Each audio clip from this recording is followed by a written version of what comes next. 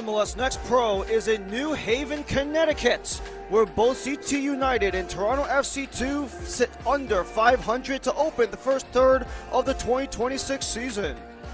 Connecticut are 8 games in, 2-5-1, while Toronto are just short of 500 at 3-4-2, and if they can secure the full 3 points, they can get back to 500, potentially reverse the fortunes of their stadium. Match week 11 is at the campus of Yale at Reese Stadium. Hello, welcome. My name is Ryan Lee, and we have a back and forth clash between CT United and Toronto FC2. For CT United, a lot of what they are expecting to deal with is some of the MLS Next Pro experience, considering they have holdovers from Alex Monis with New England, Kasule, and Sawada both coming in from the Red Bull 2 organization. You also have some of the defensive standouts for CT United, a lot of first-year players coming in straight from the NCAA, but they'll be backstopped by Gunther Rankenberg, who has spent the last several years in USL League One's Greenville Triumph, who will look to be the stabilizer of a Connecticut defense.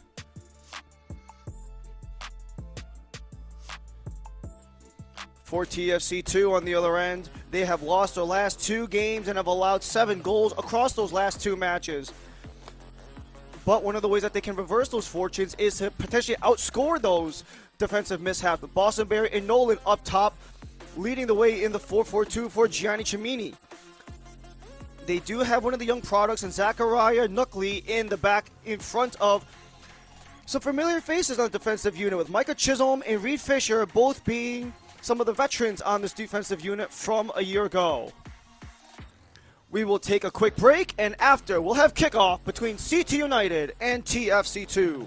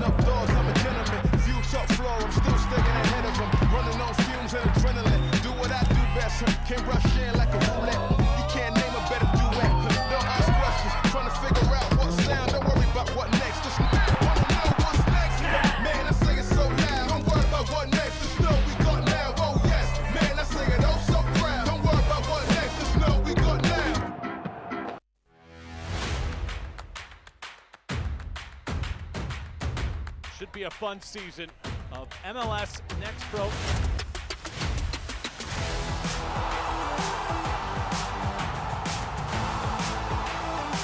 Oh my! Pedrinho wins it!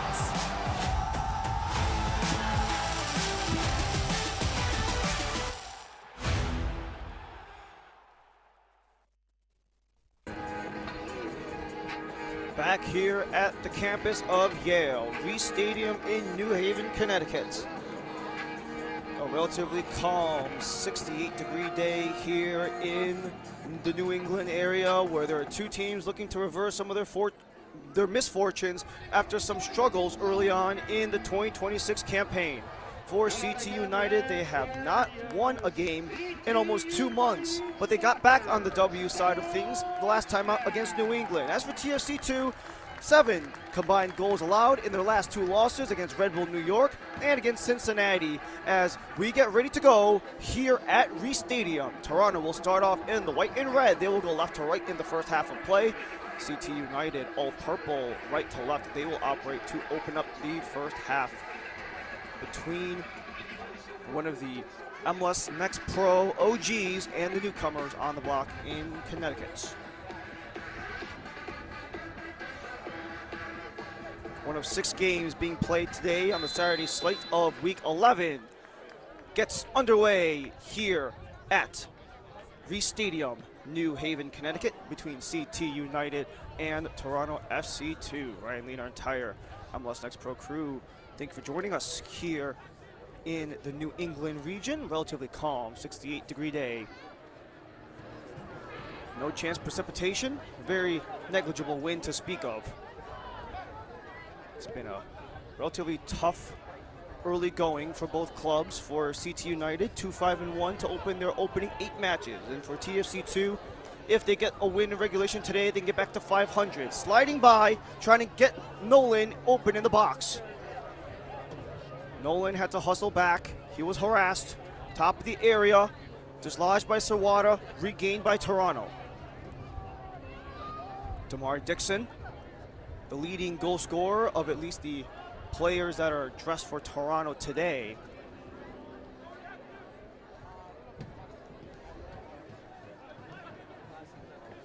And the rest of the young Reds will work their way back towards their keeper, Zachariah Nuckley. Nuckley 6 starts this season so far for a TFC2 side that are 1 regulation win away from reverting back to 500. So water gets dropped, and there goes the first verdict from our officiating crew. They'll be in yellow today. Ryan Holmick leads the way. Adam Cook, Andrew Stefanik, and Shay Lane are our crew this evening.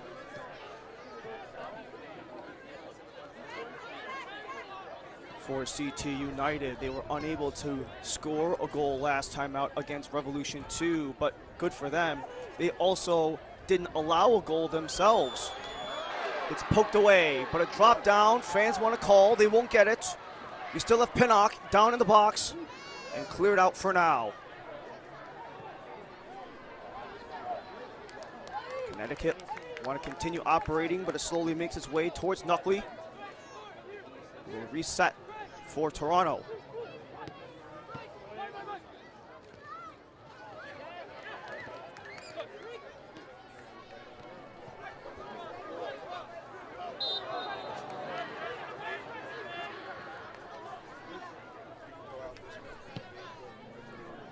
Stoppage in play. Reed Fisher goes end to end.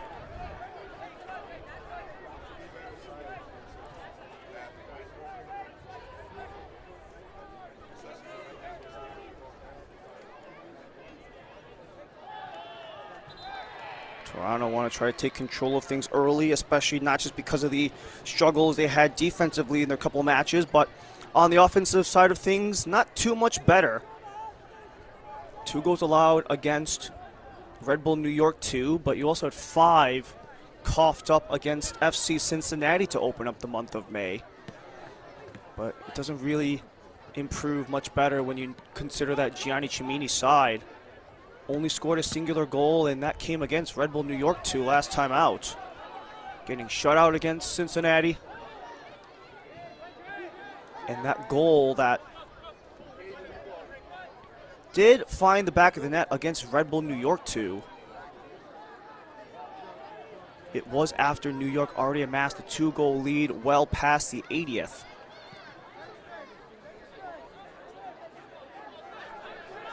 And that goal didn't even come from one of their regulars. It was Kervon Kerr coming off of the bench. So just the overall inefficiencies by some of the starters from Toronto as Connecticut look to strike. Tangle up in the area, continuing to push ahead. Laurie Goddard unable to make anything go. He's got Ibrahim Kasule and Alex Monis, the trio offensively for Shavar Thomas. Goddard continuing to pressure. Spent the last couple years with Hofstra. Coughed up, Connecticut. Monis to center. It's up in the air and recollected by Nuckley.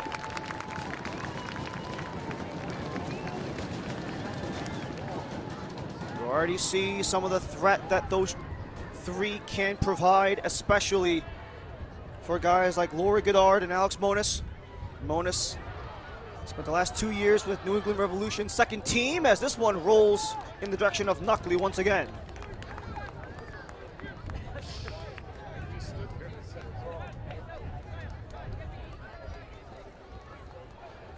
Zachariah Knuckley, 6 starts in Next Pro. 10 goals allowed across those 6.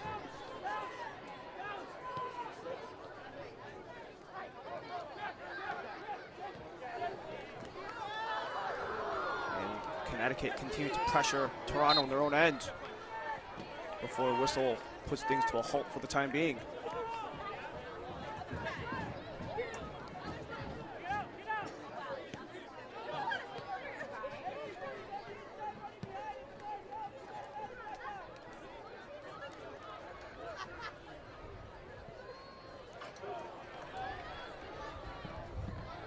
Centering feed, unable to claim it in the middle. They had Mora, Sawada in the way. And Chisholm works it back towards Knuckley.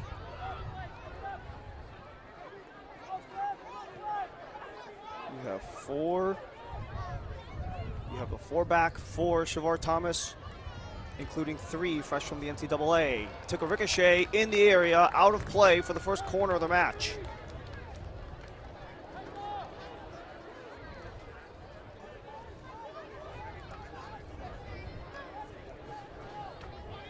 Seven minutes in.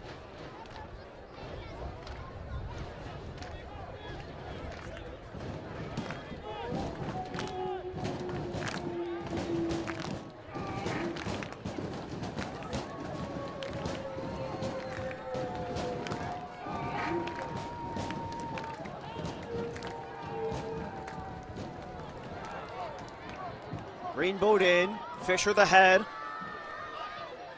and claimed back by Toronto before Applewhite could make anything of it. Pinnock coughs it up, Monis in a tangle and gets dropped. Right after the corner for CT, the first yellow card of the match, and a golden free kick for Connecticut.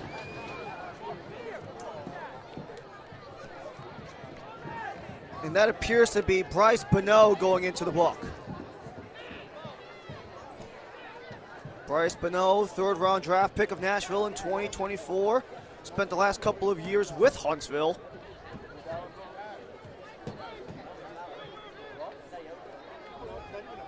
This will be a golden opportunity for Alex Monis. Already a pair of goals on the year, but hasn't scored since the beginning of April against Columbus Crew 2. Free kick opportunity for the Philippine international. Monis off the wall. Second try.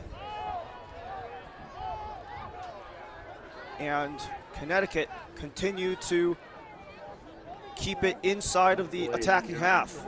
Sawada kept it from crossing the halfway line.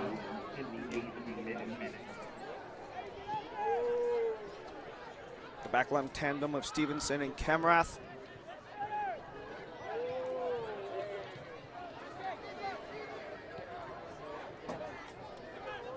A pair of professional rookies between Stevenson and Kemrath. For Stevenson, fresh from Loyola, Maryland, and Kemrath from High Point. Top of the area, makes its way towards Knuckley, and he'll send it off.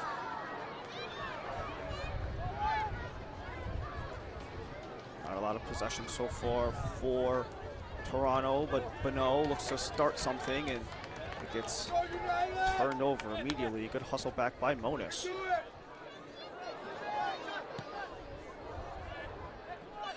Just when it looked like Pinnock had something, he was well wide of Bostonberry.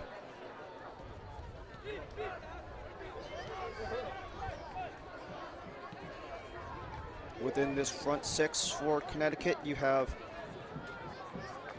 3 players with significant experience in Next Pro, with Ibrahim Kasule and Steven Sawada, both a part of the championship Red Bull New York roster from a year ago, and then you have Alex Monis, who spent the last couple years with New England, but he's really been all over MLS Next Pro ever since he came over to this league in 2022. First couple of years with Chicago Fire, last two with New England, and spent a bunch of his playing time prior to that in the USL ranks.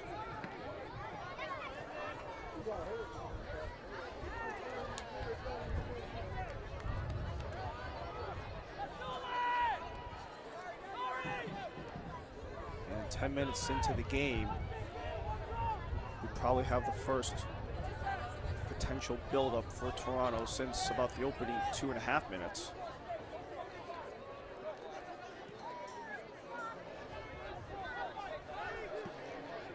Also, something to note with these multi-use facilities that oftentimes happens with these college campuses, the white line across the entire field are the ones to keep track of. Anything in yellow or blue is negligible.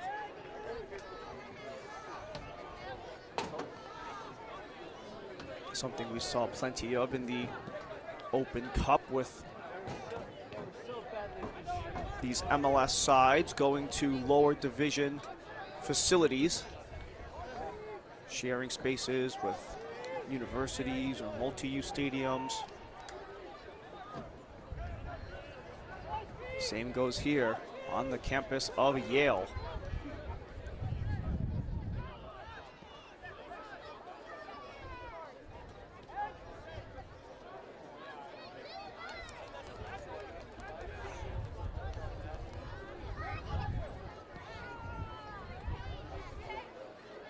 Especially with how often these fields also get utilized, and it's not just soccer, but your field hockey and lacrosse, which also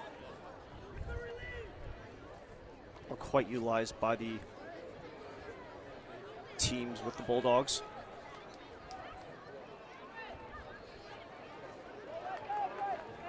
Taken away at center.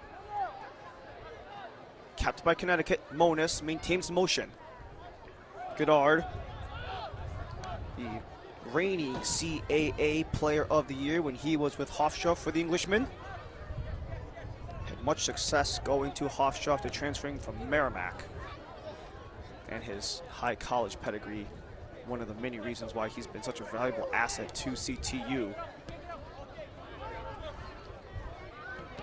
As Monis has the ability to retreat towards Stevenson and Camrath.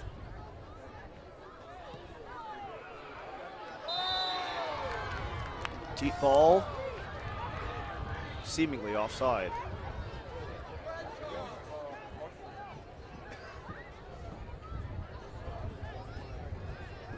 And one of the sublines of this game is kind of the overall resilience and the bounce back of the man between the pipes for Toronto with Zachariah Knuckley, already having faced a couple of shots in his general direction.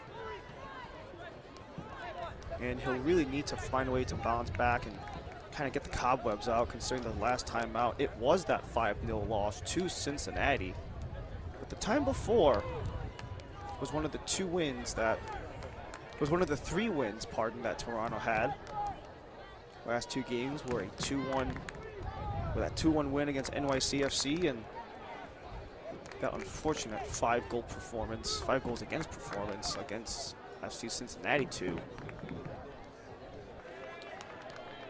Nice takeaway.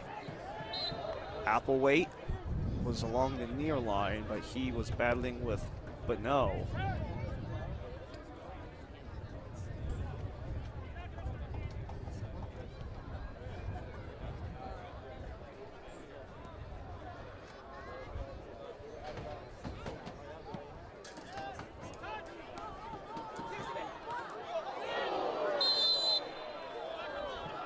Huge takedown by the sideline.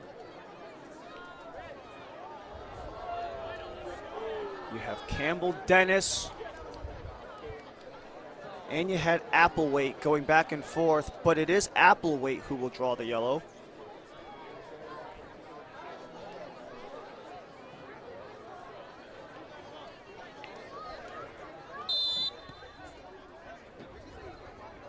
So just like that, we got 1 yellow card per side.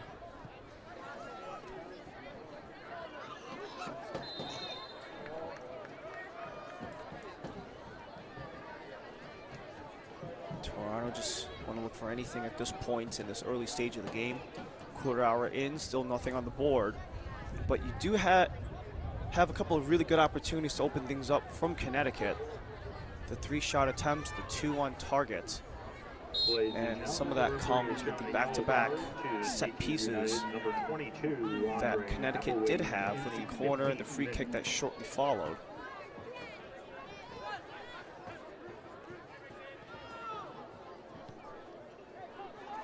Bonneau takes it back for Connecticut, for Toronto, pardon.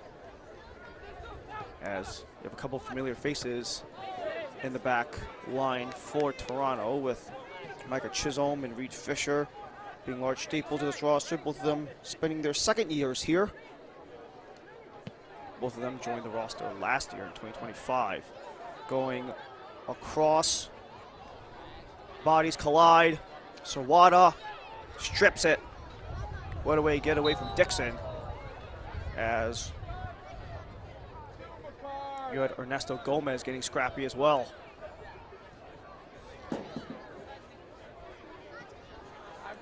Really going to have to rely a lot on a guy like Dixon if you are TFC2, as neither Bank or Nolan are available for today's game.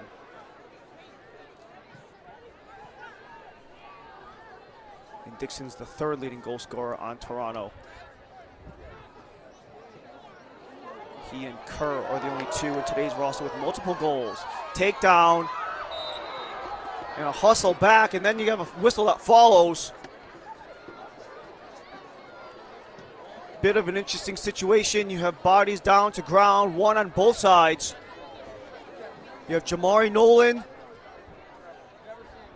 and then you had Stevenson, but Stevenson got back up, and looks like Nolan is not really feeling it. Second-year Jamaican youth international. The 16-year-old playing with the U17s.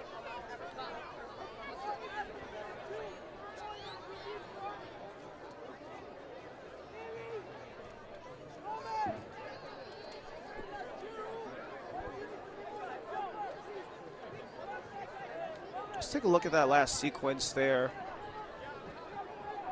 Multiple takedowns in the attacking half. Jamari Nolan seems to have slipped around the defender, and then you have that second one with DeMar Dixon getting tangled up. That was not Stevenson, pardon, that was Sawada.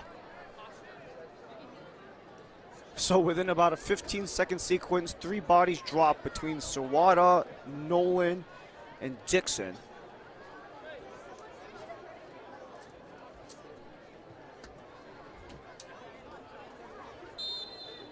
Still scoreless to open up match week 11 between CT United and Toronto FC2. Connecticut looking for win number 3, their first since March. Centering feed disrupted by Fisher. Pinnock.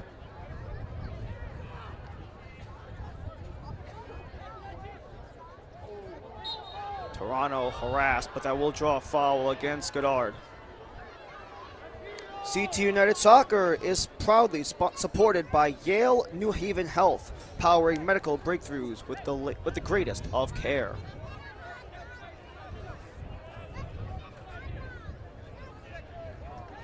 We are on the campus of Yale for match week 11 between CT United and TFC2.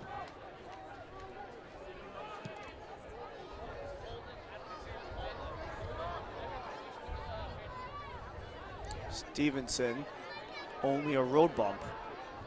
Toronto back in business.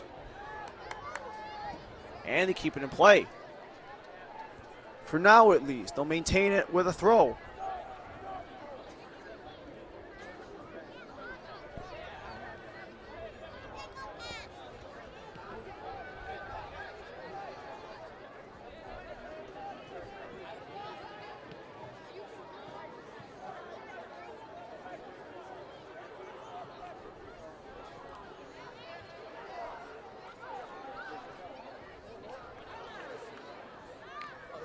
Forcing it upward. Mora got it loose. And just when it looked like Connecticut really keep away at the moment.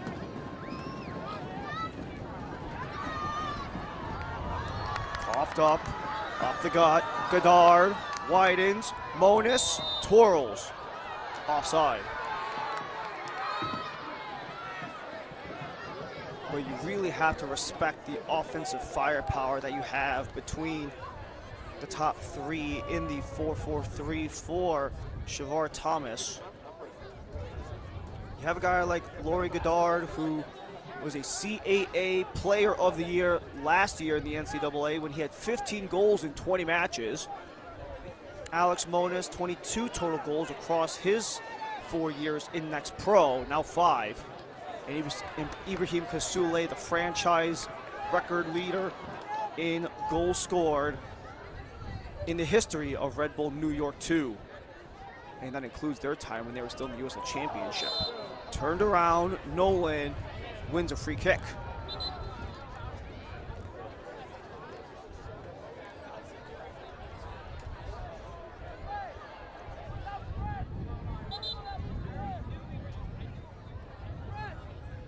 Beno will be the one to take.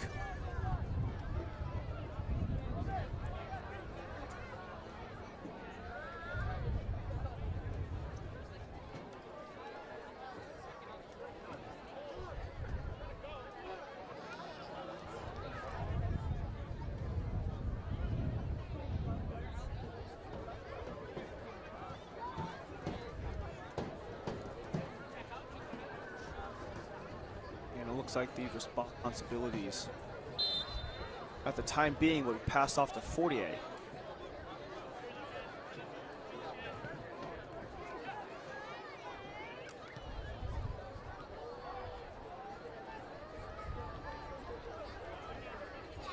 Back and forth at center. Fortier, the Canadian Youth International, another one of the multi-year players with Toronto. There's not a lot of them on Gianni Cimini's squad, a good amount of turnover. But one thing has most certainly stayed constant, and that is the man leading the way for Toronto.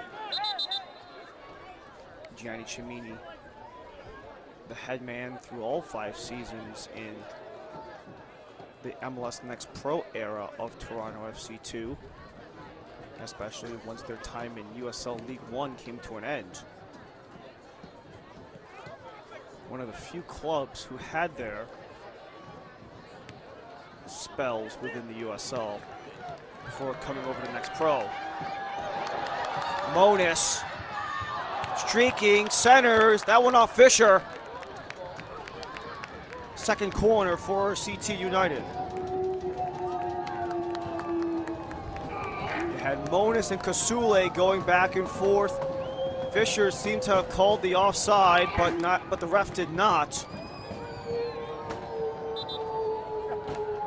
And for Toronto, they couldn't prevent an offside, but they will need to prevent an opening goal from the second corner by CTU. They've had one on both ends so far.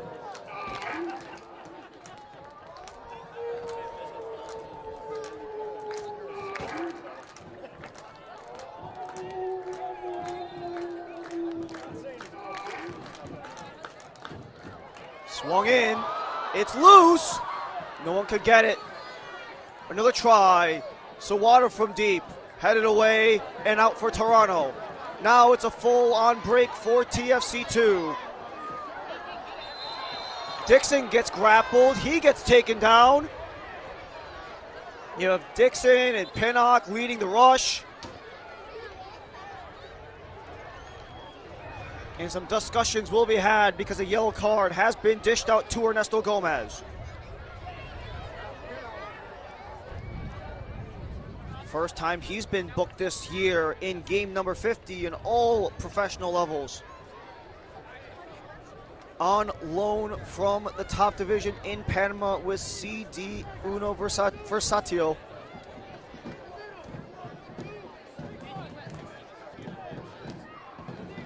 Takes the first yellow card since Applewhite did a few minutes ago, and Toronto still have yet to log a shot attempt. Could this be the chance to go for goal on Gunther Rankenberg?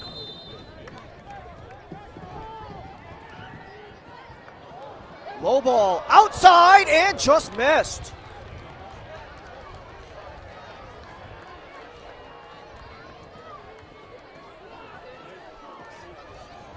A little bit of manipulation from TFC. You had the three members of the wall all looking to their left. They passed the ball to the wall's right and caught them completely looking the wrong way for what should be marked off as Toronto's first shot attempt, but unsuccessful.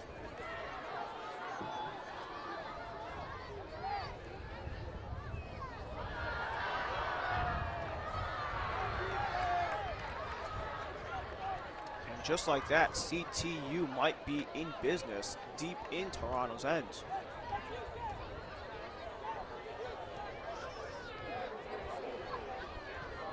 Toronto take over near center. Just behind the back. It comes back and forth. Here comes Pinnock. He's got Bostonberry alongside. Pinnock centers off a defender. Bostonberry slides it off the line and it's offside. A valiant effort by Toronto. They thought they had Rankenberg beat.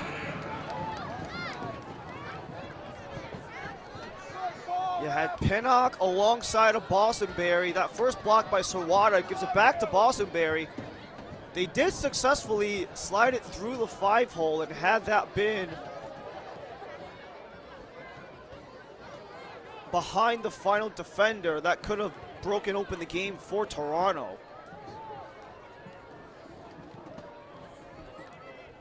Despite losing to Red Bull New York 2 by that 2-1 final, they did have overall a better offensive outing.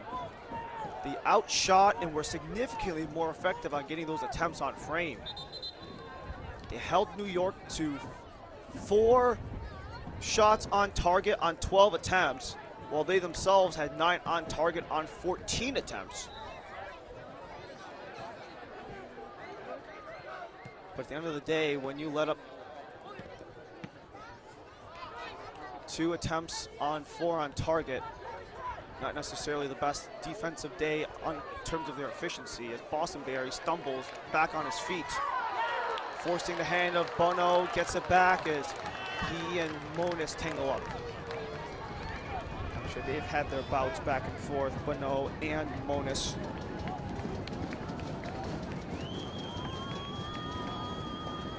Bryce Bono, only the 1 year with Huntsville after his time with the Notre Dame Fighting Irish.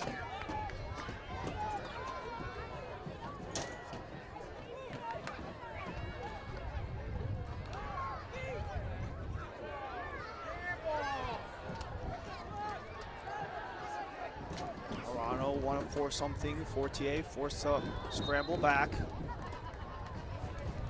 And TFC lost control.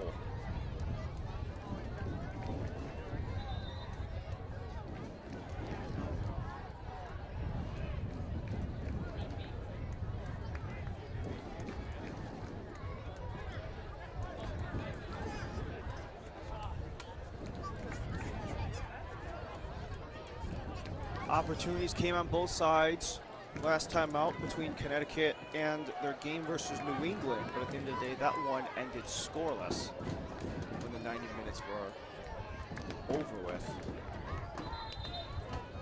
Not really one of those games where any team had any overly decisive advantages through and through. You also had opportunities across the board, including PK that just didn't find its way through. As Connecticut are back in business, they slanted across, but too far ahead of the pack. Experience the future of gaming with Find, the first free gaming platform built for your smart TV. No console downloads or subscription required. Launching soon on Samsung and LG smart TVs. Way to steal it back as Sawada gives it back for CTU. Look looking to lead.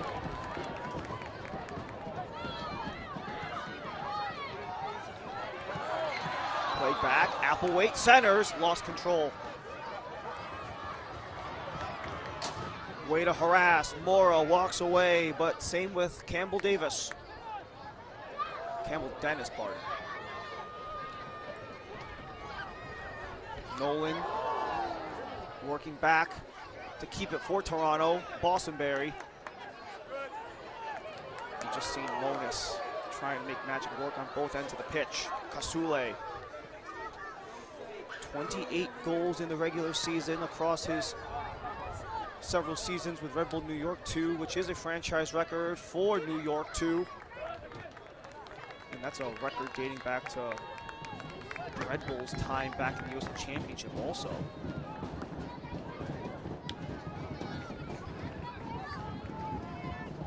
But we still have zeros across the board at Reese Stadium.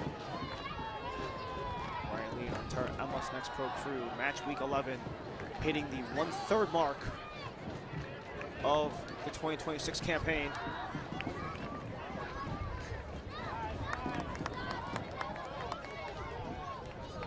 Applewhite wanted to center it. Campbell Dennis the touch. Another corner given to CTU.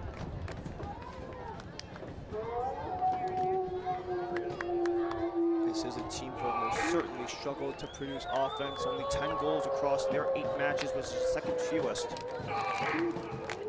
But they've had plenty of opportunities to break through first.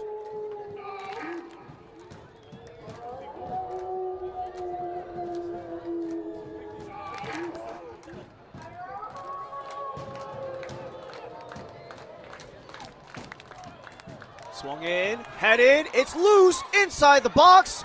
No one can claim it, circling around. One back by Stevenson. Stevenson, off a defender, remains with Connecticut.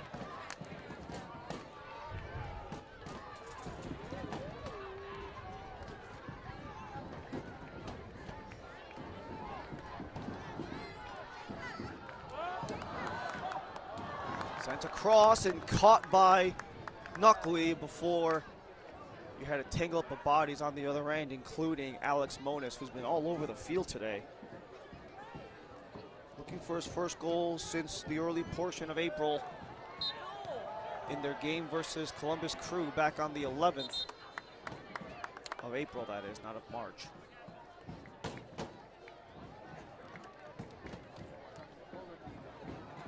Still only the singular attempt for Toronto. Nothing that Connecticut have registered as a shot attempt or a shot on target ever since that second corner. Maybe about 15 minutes ago at this point.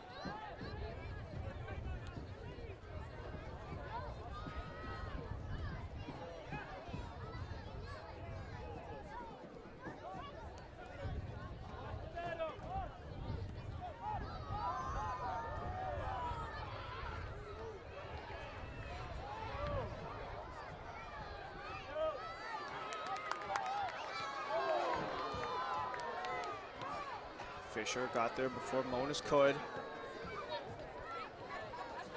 Camrath stepping up.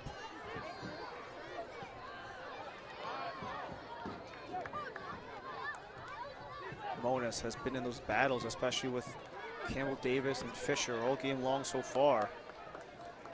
And they've, for the most part, gotten the better of Monis.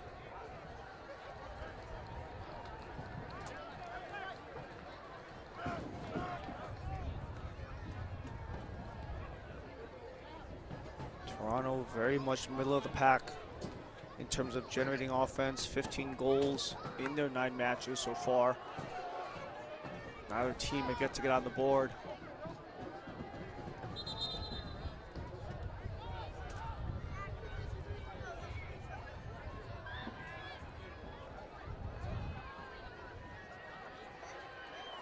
However, both teams defensively are pretty much squared up. They both allowed 15 goals to this point, in Connecticut's opening 8 and Toronto's opening 9.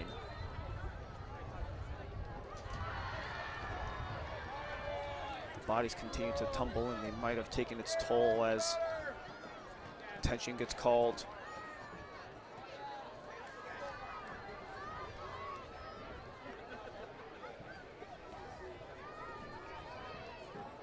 Minutes remain in the opening half. However, still nothing to show for it.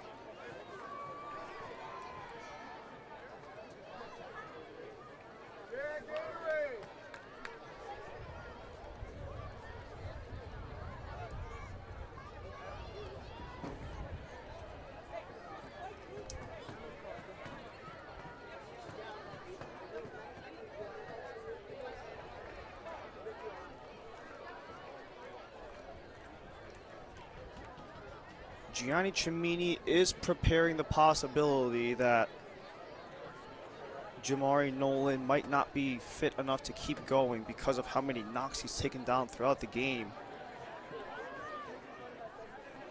Injury report pretty clean, all things considered, for TFC.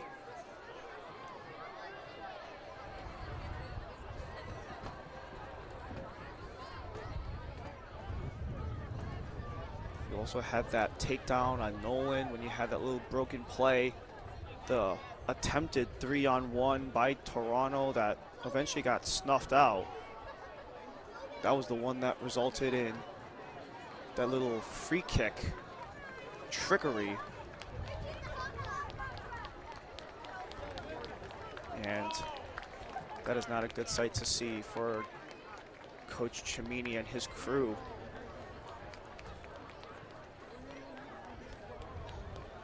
The second-year man, Jamari Nolan, leading the way for the 4-4-2. You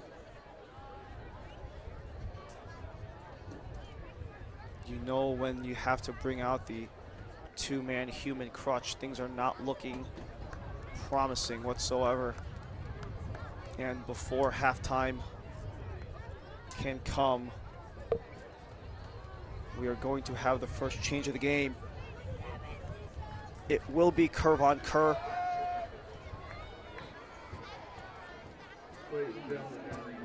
Kerr scored the lone goal against Red Bull New York 2.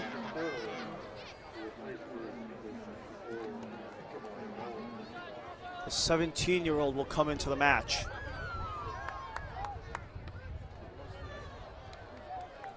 Scoring 2 goals across the last 3 appearances for him, both in the Red Bull game and in the middle of March against NYCFC. Keep in mind, it weren't the team's appearances, they were his appearances. So he is 2 of the last 3 times that he's been on the pitch.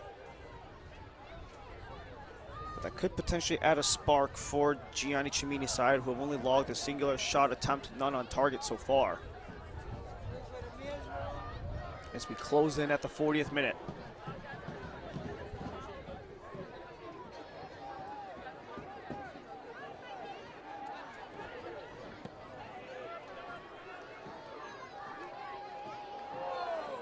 Monis gets dropped. CTU still pursuing. Gomez, wide side. Ricochet, Monis doesn't go, second try is off the line.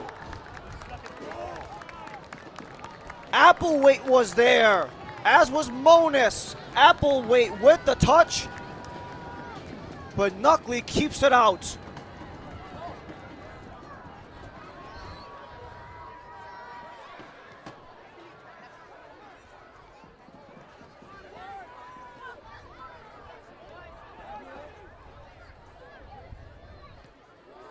Beno gets dropped, leading Robbie Mora. He's offside.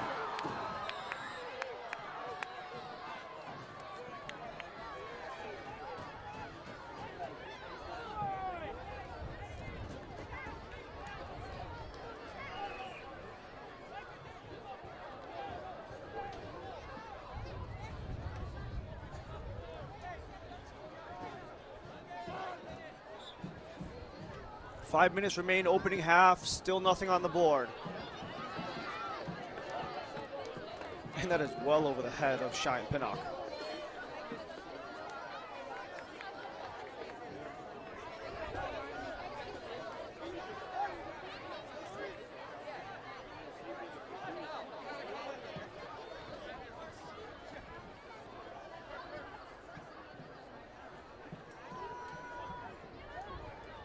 Beno retreats back.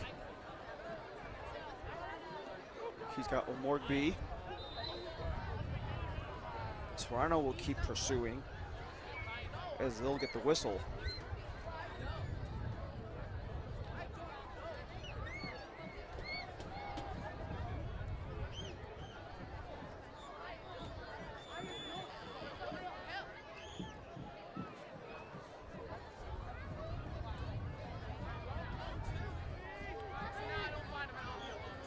CT United coming off of their first win in nearly 2 months in the PKs against New England.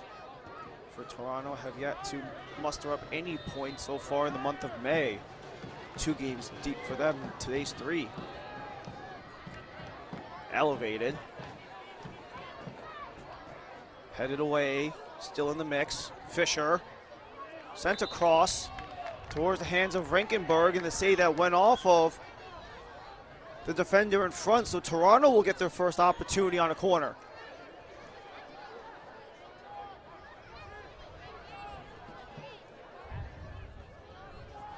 That was Stevenson who got in the way.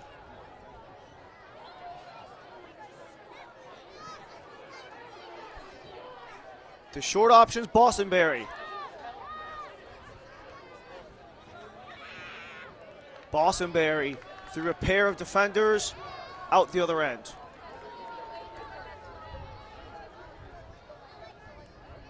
Gunther Rankenberg, largely a spectator at this point of the match. However, he has, at the very least, had somewhere in the ballpark of 130 minutes without scoring a goal, without letting a goal in on his end of things. Helps having all that prior experience in USL League One with Greenville Triumph.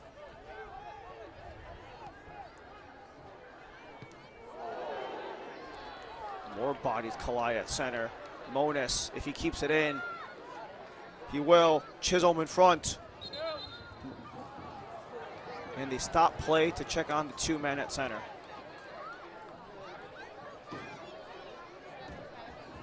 A really poor time to have a whistle if you are CTU.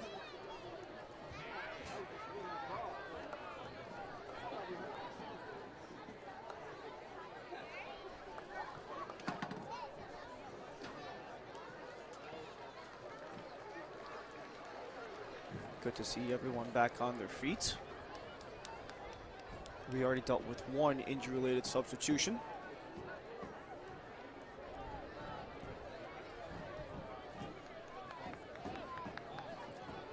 And in terms of the timeline, we only have the 1 substitution to speak of, where it was Kerr for Nolan. That was about 5 minutes ago in the 38th. But due to the whistle, we will have a restart favoring Connecticut deep in Toronto's end.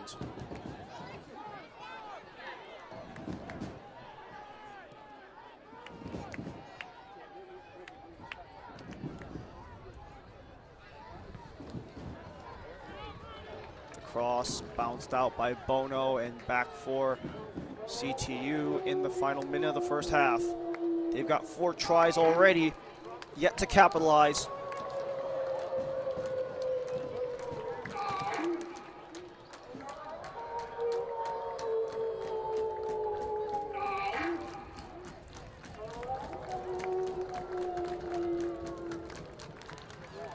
In swinger again, headed away. That was Kerr, second try, Fisher. Bouncing ball, no one can claim. An inadvertent hand up from Cheyenne Pinnock. And this will draw a yellow card in his direction.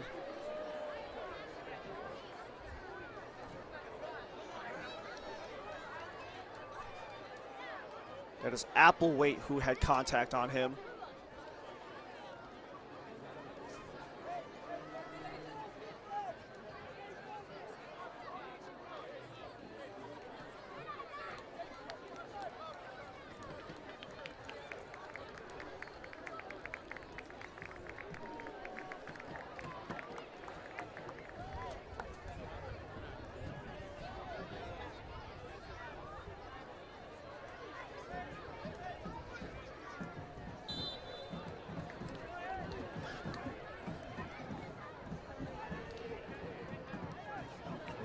So you have yellow cards coming on both ends. You got 2 apiece. Pinnock and Bono, Applewhite and Gomez, 5 extra minutes as Applewhite lost control. Has indicated that approximately 5 minutes of stoppage time will be added to the first half. And maybe with the yellow card that was caused by Applewhite, that 5 minutes could even be extended, but we'll have to see about that.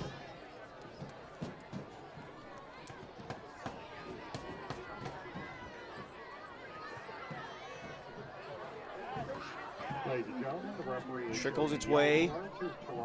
Mora. He got swarmed by White.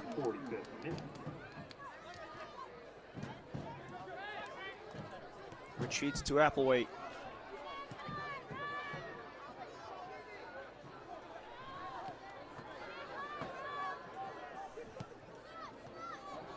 All the way to Van Hees, back around the other end. Up the gut, Mora falls.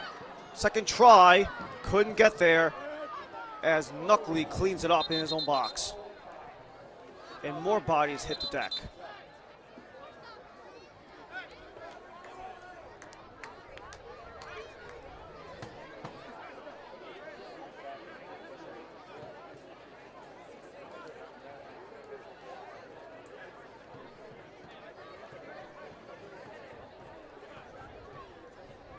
Seemingly the Toronto player still getting some attention. That would be Kervon Kerr, who just came on. Kerr just came in as an injury sub for Jamari Nolan after him and Kamroth collided. And Kamroth, not a small body either. 200 pounds, 6'4" for the reigning Big South Defensive Player of the Year is Kamroth. And he got met by Kervon Kerr, the last man to score a goal for Toronto.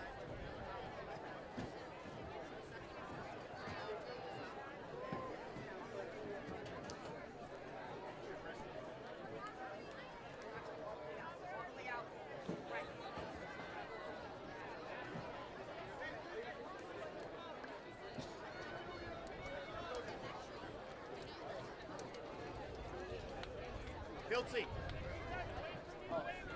Tilts. What's up, brother?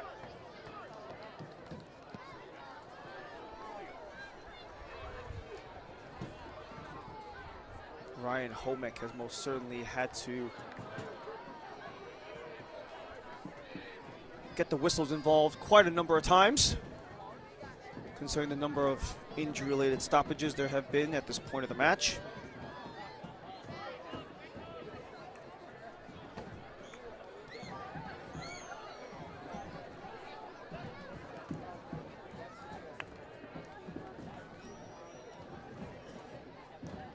A lot of heat on the field despite it being a relatively calm day in New Haven. As it settled down, Pinnock lost it. A chance for Mora to make his way upward, gets disrupted, but CTU will keep going as long as there's still time on the board. as we are approaching that 5th minute, but that could be extended because of all the stoppages and injuries since stoppage time was announced.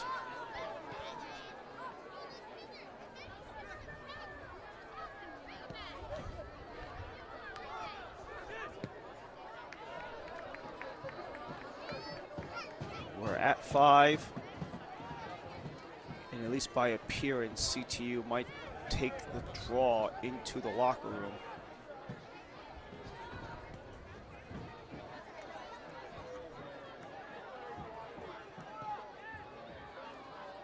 Unless there's a change of plans. Overhead, drop down, Kasule up the gut. He's got Goddard, centering feed, gets dropped.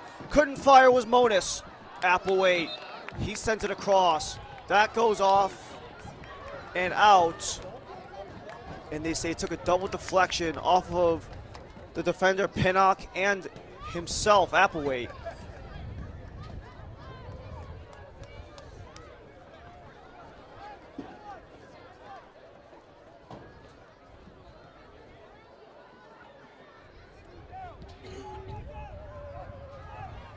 It's been 4 attempts for CTU, 1 attempt by Toronto, and that's how things come to an end in the first half.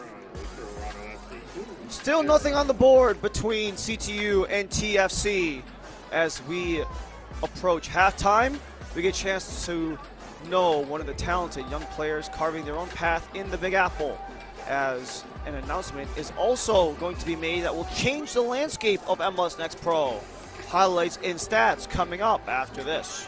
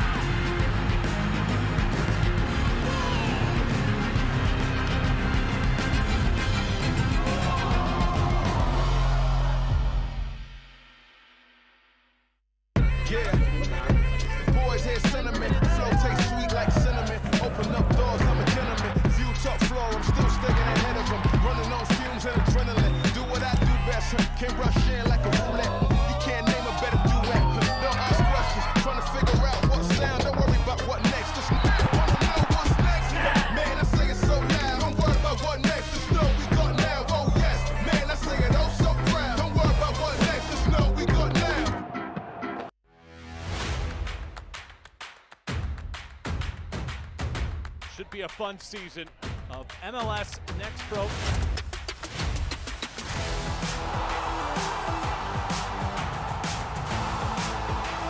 Oh my! Pedrinho wins it!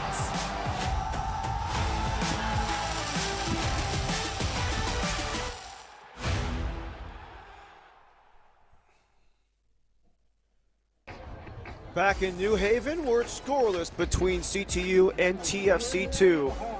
Plenty of success stories have come in MLS and Next Pro, especially in NYC, as another young player makes his way with NYCFC. We get a chance to learn more from Arnau Farnus.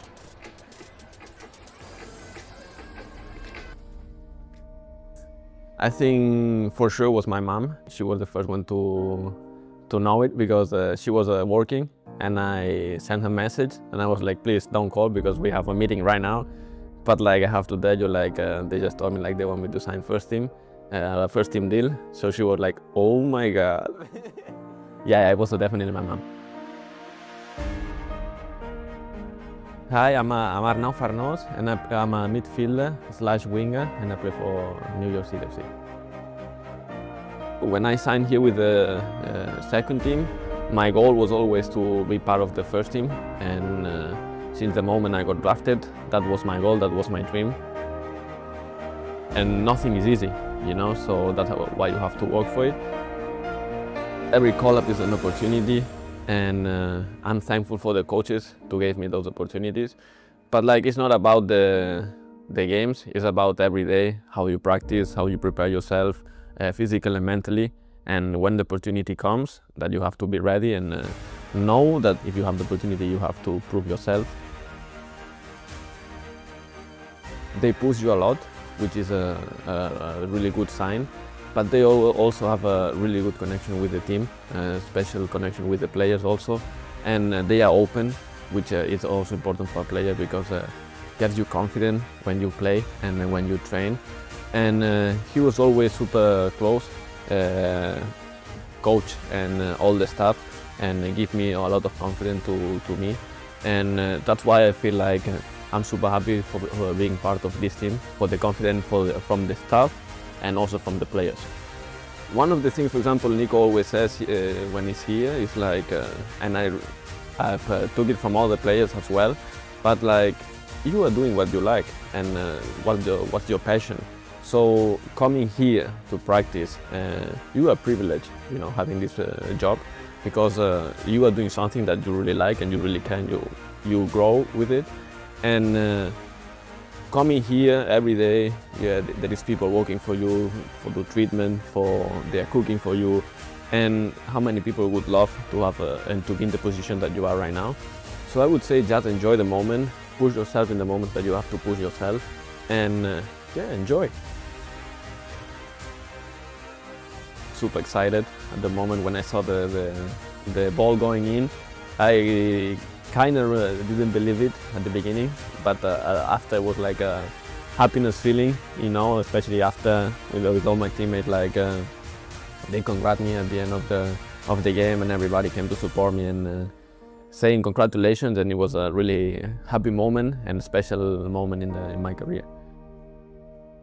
I think I had a lot of good coaches in my career. I would say probably when I was at Celta, I would say Claudio. But I would say my best moment playing soccer was the decision to make here and go to college. The 4 years at Oregon State with all the coaches I had and all the staff I had, they really helped me develop myself physically and mentally. And I think it was the step that I needed in order to be a professional soccer player. So I'm super grateful for the opportunity that the Oregon State gave me. Keep supporting us, keeping showing ourselves, keep coming to our games, because probably right now we are not having the best, we are not in the best moment of the season, but we're for sure gonna come back, and we're for sure gonna give some happy news soon to the fans.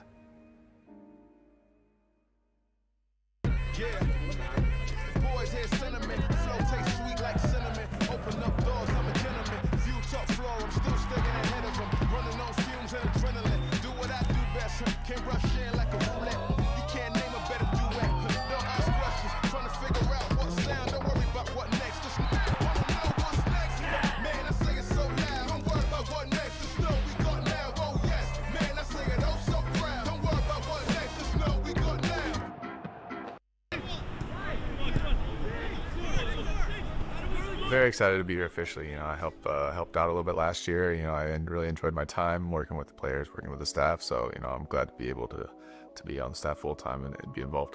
Towards the end of my career, I started thinking about what, you know, I wanted to do, you know, post playing, and, you know, coaching was something that for a while I didn't know if I wanted to do it. When my kids started to get a little bit older and I started doing it with them, you know, I started enjoying it, and I thought, you know, I had a lot of knowledge that I could pass down to, you know, young players. That was kind of an easy decision after thinking about it. There's lots of different things that I can teach them from my career, but also, you know, the mentality, you know, the intensity, the winning mentality is what I want to bring to the young guys, because they're going to need that.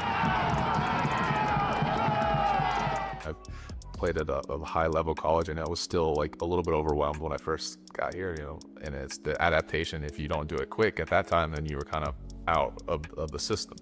But now I think, especially with the academy and bringing those guys up and then moving into a environment like MLS Next Pro with North Texas, then I think it's a big jump in the quality of, you know, everything that is involved with this. And I think it's huge for developing players. I think there used to be a lot of guys who kind of got pushed out of the system if it wasn't working right away. But now those guys maybe get a second chance and can develop into good players.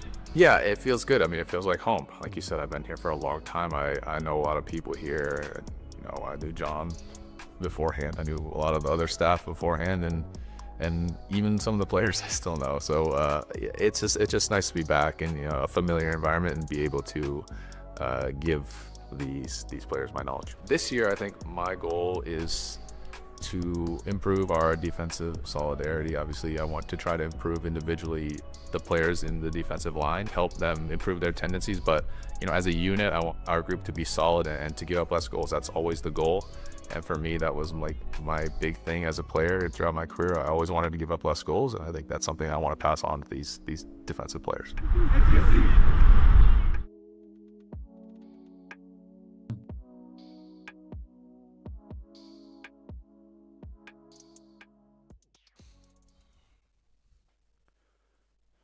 MLS has made a deal to see global investment firm KKR make a strategic investment and partner with NextPro. KKR will inject capital into NextPro with an eye on growing the league and the footprint throughout the continent in conjunction with MLS. The partnership will oversee commercial strategy as it looks to move to 27 MLS-affiliated NextPro teams into new markets with an eye on building brands within the communities and seeking stadium development deals. We will hear and see more about this deal in the coming seasons.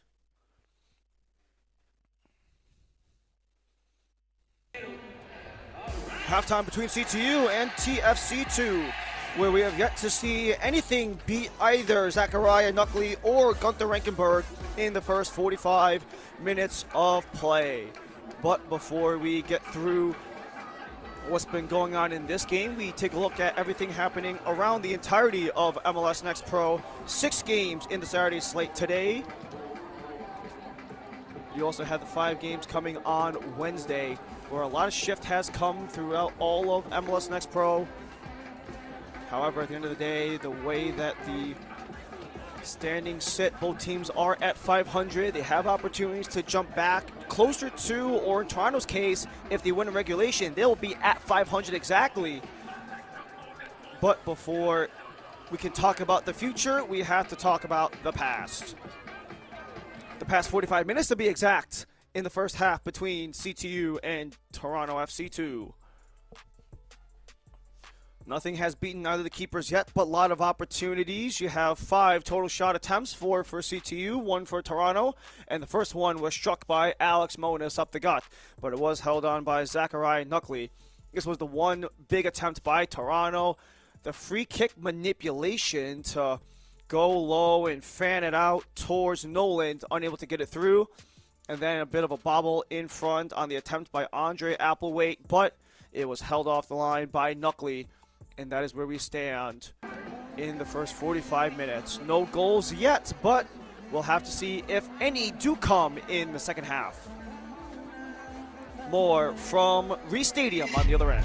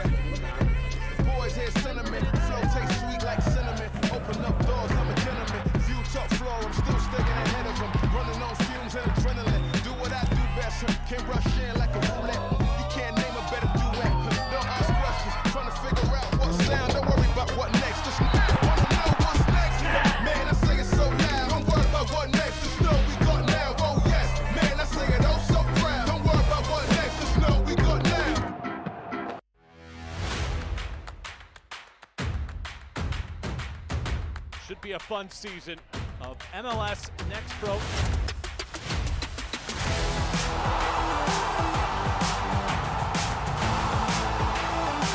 Oh my! Pedrinho wins it!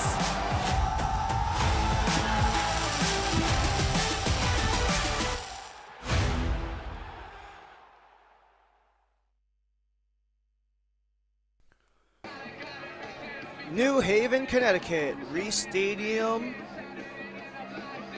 match week 11 in MLS Next Pro. We are at the third mark of the season, match week 11 of 30 in MLS Next Pro. CT United yet to really regain their footing after a hot start to the season where they won 2 of their first 3 games in regulation, but since then have not really made anything work. Their last win since mid-March was the last time out against New England Revolution 2 in PKs. And that has really been about the entire story for CT. We are scoreless here as well against Toronto FC2 for 2 units who have also had their respective struggles with the offensive side. In Toronto, that continues today, especially with only 1 attempt in the game halfway through. Combat that with CTU, who have 4 attempts and 3 on target. But a majority of those came within the opening 25 minutes or so.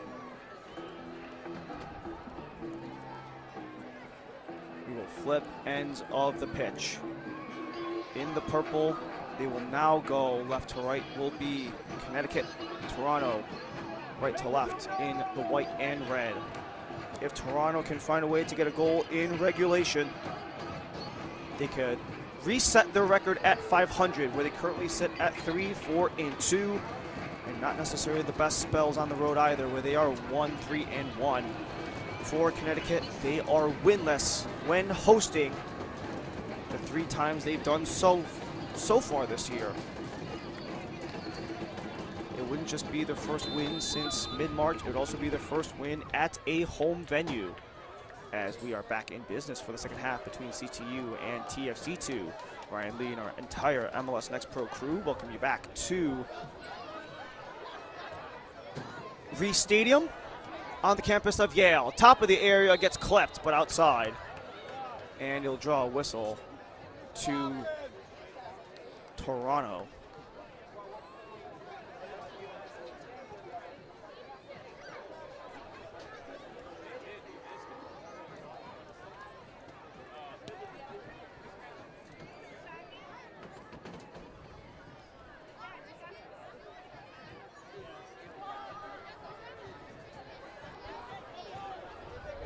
Gets cycled back as TFC2 look to escape their own end. And another foul on the offensive side of things. That time you're Robbie Mora.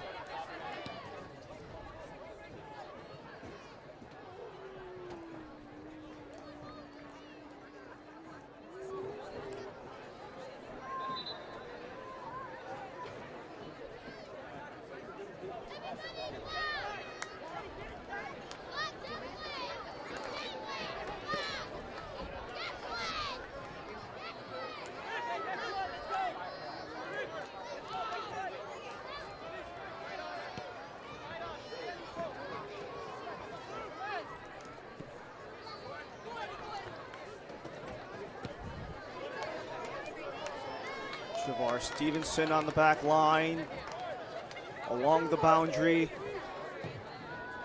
and Mora keeping things for CTU.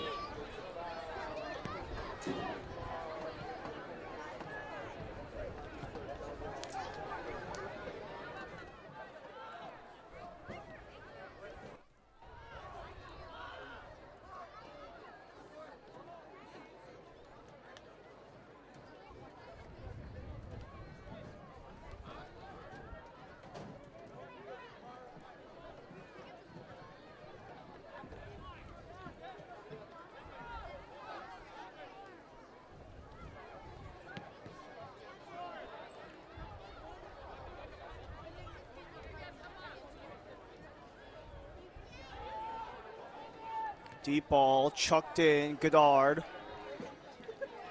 And this will roll out of play for the first second half corner.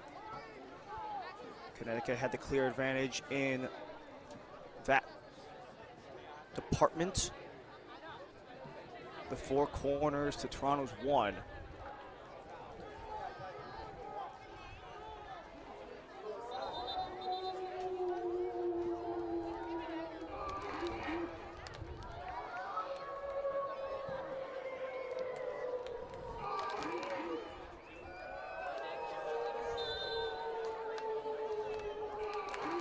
Fifth corner for Connecticut.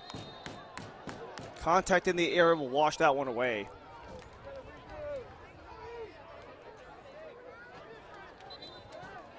Or will it? Yellow card comes out late.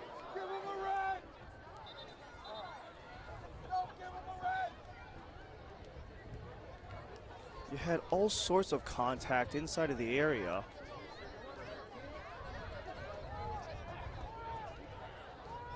Looks like Fortier was the one who got dropped, and all they say is a retry.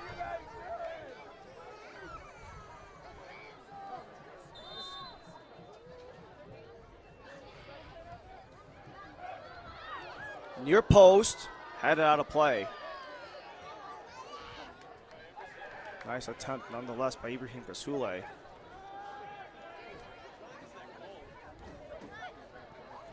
Both coaches stand pat at the break. No changes made by either Gianni Cimini or Shavar Thomas. You also have a very different construction of the minds between these two, with Gianni Cimini leading the way with Toronto since they became a part of MLS Next Pro in 2022 versus Shavar Thomas, first head coach in CTU history. And in that tangle up in the box, it was Javar Stevenson who got the yellow, leading the way, looking for Mora, but couldn't get it in front, as Reed Fisher got in the way of that one.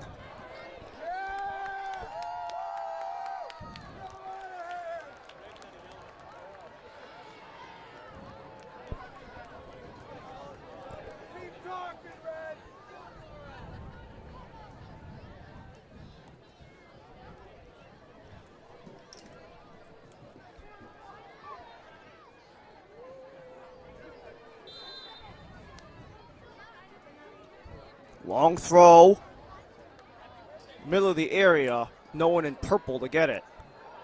Back in the center, gets touched, Mora on the angle, keeps it in play, but offside. That's another offside against Connecticut. They've had multiple golden opportunities that were called back. That's the 5th time they've had the flag go upward.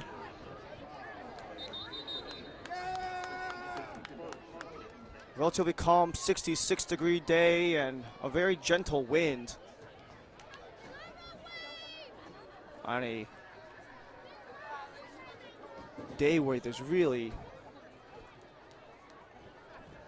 no chance of precipitation. And then that last sequence, you also had Fisher going in the book as well. And the bodies continue to drop. And do we have a yellow card on the books again? At the very least, we have a checkup on the man down, who is Fortier.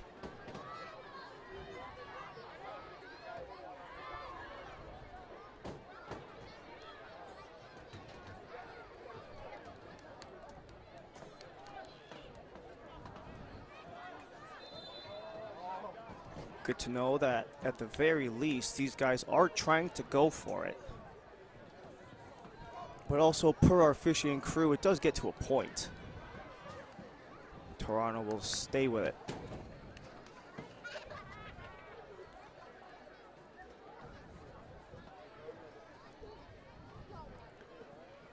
Slithering through, Sawada gets there to the result of a corner. Now you got one per side per half.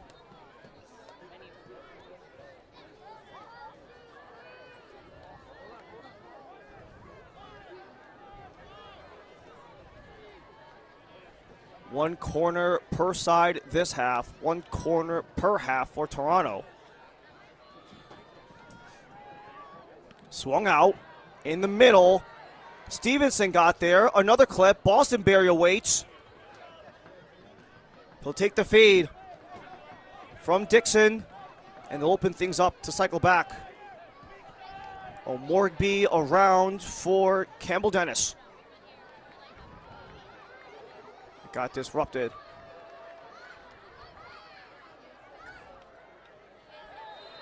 You had Sawada hustling back, and bodies collide with Goddard.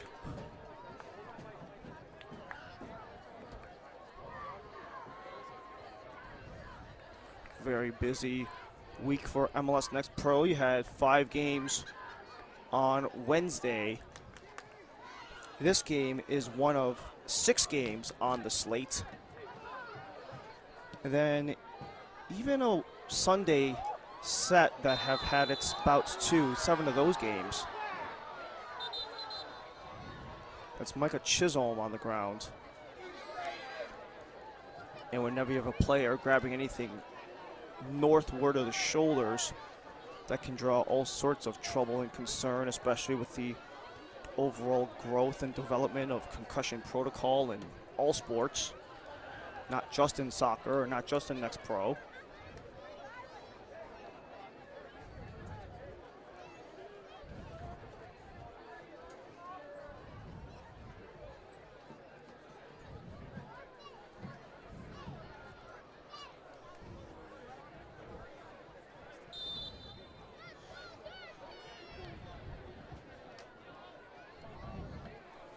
Good to see Edwin O'Morgby back on his feet. As this will go keeper to keeper towards Rankenberg. 51 starts in USL League One. Especially with the systems that he had played with under Rick Wright and the Triumph. As now the whistles are starting to pile up against CTU. Ryan Homick leading the way. Adam Cook, Andrew Stefanik, and Shay Lane in yellow are officials today. 10 minutes in the half, still no score to show for it. Ryan Lee, our entire MLS Next Pro. We thank you for Next Pro crew. Thank you for joining us here at New Haven, on the campus of Yale, the home of the Bulldogs.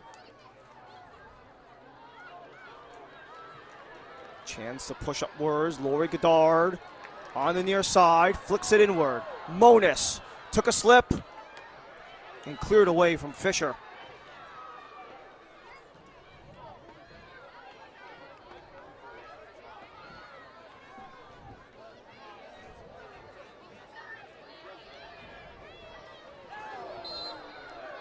And Dixon goes down.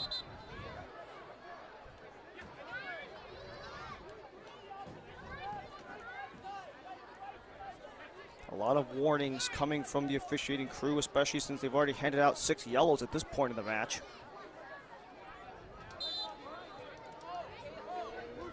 Seven yellows, pardon.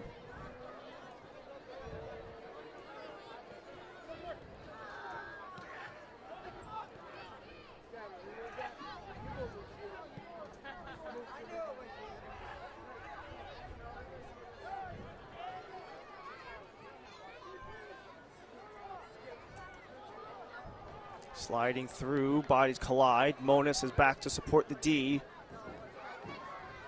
Fisher entangled with Goddard.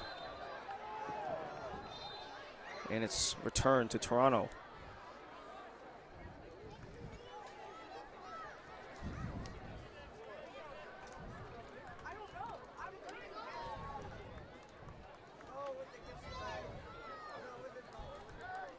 The good news for Toronto is that this is already a much better defensive showing than their last couple of matches. But that sentiment might be shared differently when considered the last time out versus New York. You had 2 goals in the second half that went against them. In the middle, still loose, back and forth, outside it goes. Dixon couldn't get it through. But it will stay with Toronto on a corner.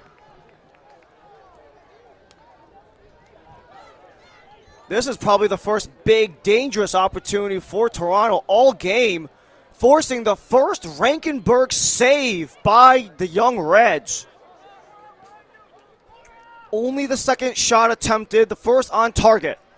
Back it comes across, not there. Fisher heads it, back and forth, it's loose, dropped, couldn't get there.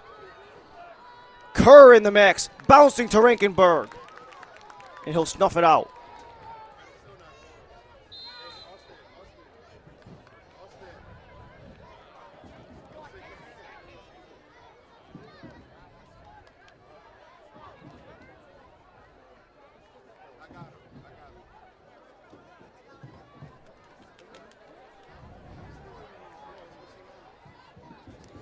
So instead of a save, they actually allowed the play to continue and they actually whistled it down for offsides. Van Hees leads it. Mora sliding it by Goddard. Mora and Van Hees. Van Hees gets swarmed. He banks it off a defender and wins the throw.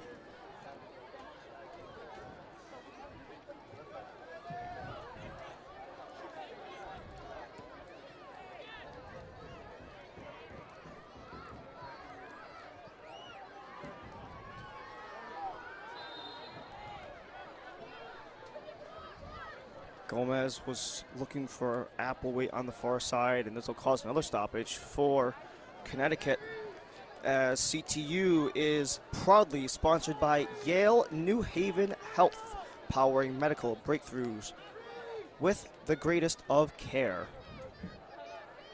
At the hour, zeros on the board. Connecticut and Toronto. CTU looking for the first win since mid-March. For Toronto, looking to wash away the last two losses.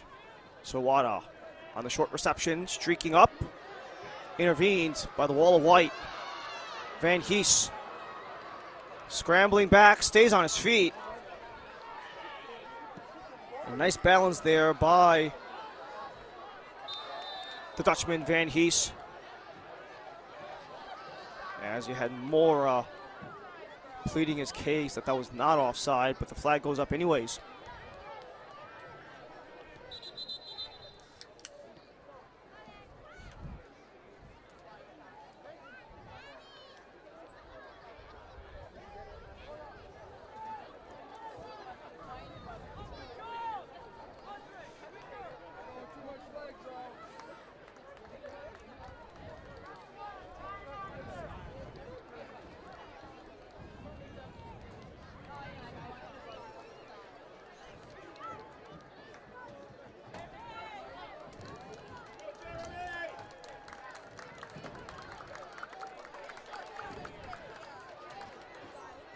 So we have two substitutions coming into the match for CTU. This is the first time Shavar Thomas will break from his starting 11.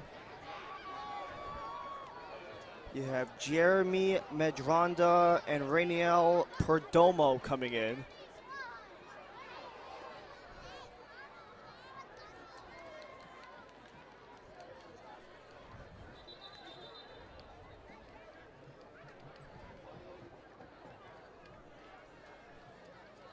You have Monis and Applewhite coming out. You have to really consider how strong things were going for Monis, but things kind of cooled down a little bit.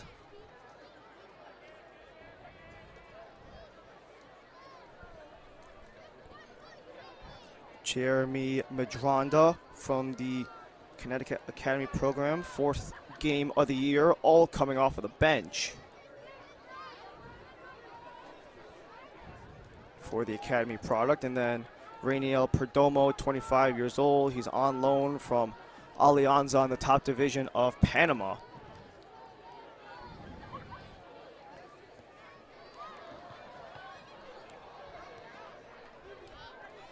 For Perdomo, he also scored 10 of his 16 career goals last year when he was with Alianza.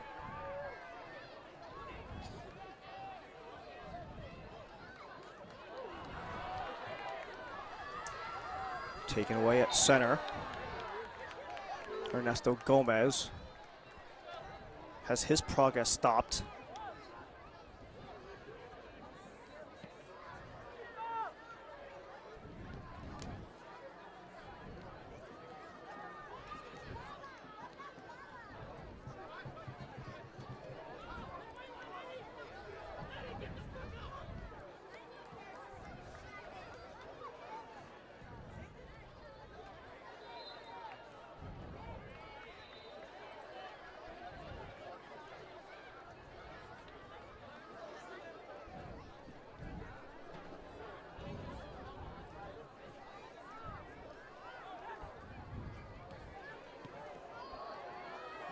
Taken away, Toronto back in business. Tip to Bostonberry, slides it across. Coming back in, off the bar, ricochets. Kerr couldn't get a second try. Out for a Toronto corner, but a great defensive effort from CTU. Kerr had a bounce off the crossbar and got his own rebound. Just couldn't get around the lengthy 6'7" frame of Javar Stevenson. And this will give Toronto their third corner of the half, after only having one in the first half. Only one shot attempt in the first half. This is the third corner. Swung in, back post, easily snagged by Rankenberg.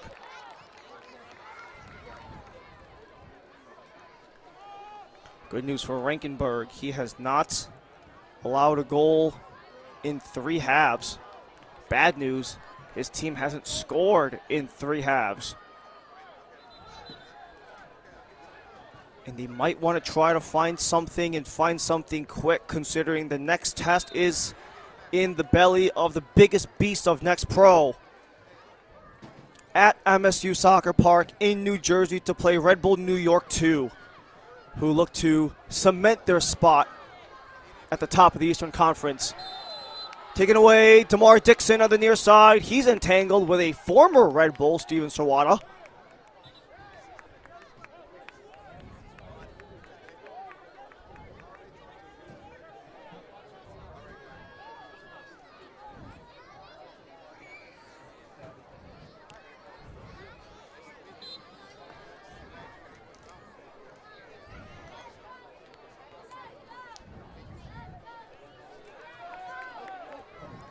Jarred free, Perdomo, taken back by Fortier as Kasule coughed it up. Bostonberry works it into a crowd of purple. That bounced well for Goddard. Waits for help. Chisholm with the strip.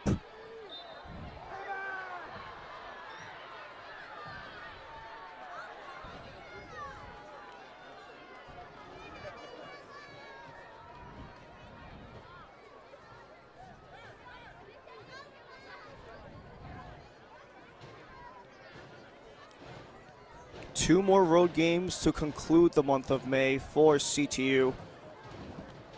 We mentioned their next game about 8 days from now against Red Bull New York 2.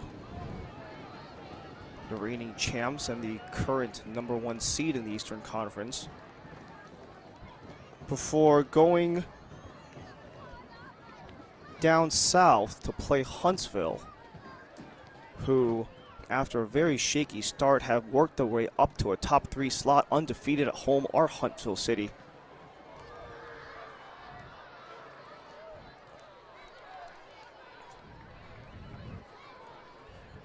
Toronto working with space. You could see the direction of traffic to cut off Dixon, and that worked successfully. But Toronto worked well to get it back. Bostonberry on Sawada.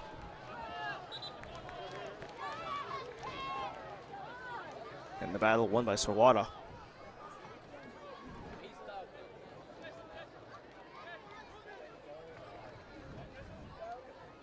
Toronto on the other end, they have back-to-back games on the road against Columbus Crew 2 next time out.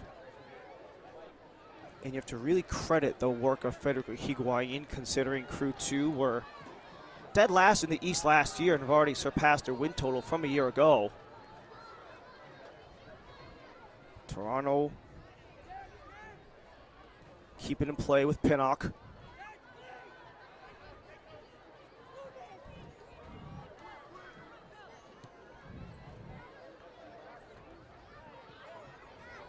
We're about halfway through the second half of play. Ryan Lee and our MLS Next Pro crew, still zeros on the board between Connecticut United and Toronto FC 2.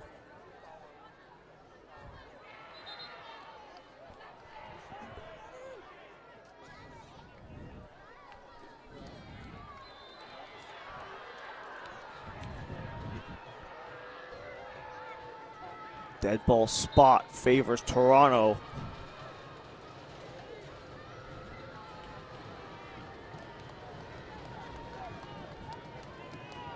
All of Toronto's best opportunities have come on dead ball situations. Their one-shot attempt in the first half came on a free kick. They had a golden opportunity on a corner. And then you even had that opportunity off of the bar, which also led up to a corner.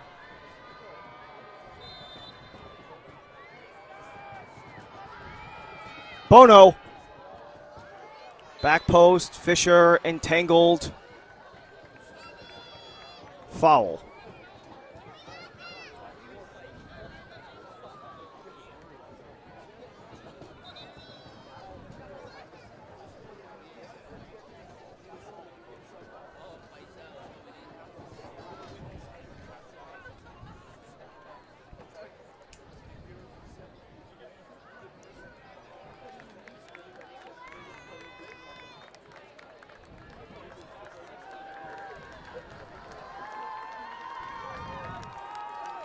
So 2 changes will be made by Shavar Thomas. Laurie Goddard is done, as is Robbie Mora. And you have the entry for the 21-year-old Brazilian Paixão. And another academy product comes into the mix for the second time in his very short MLS Next Pro career. It is the 15-year-old Nico Colinares.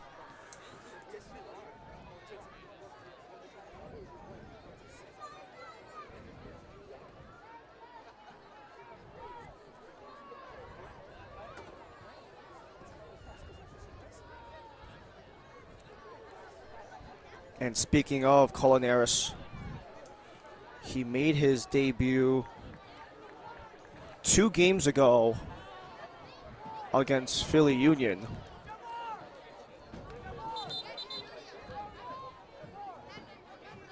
Which was actually the last time that Paixão scored a goal, which was his first goal at Next Pro.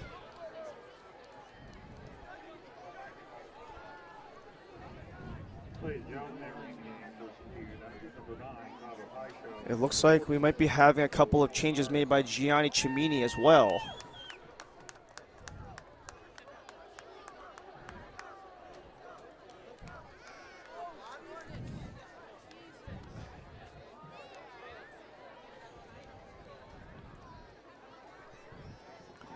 So Gianni Cimini will bring in Diego Brito and Tristan Bleth.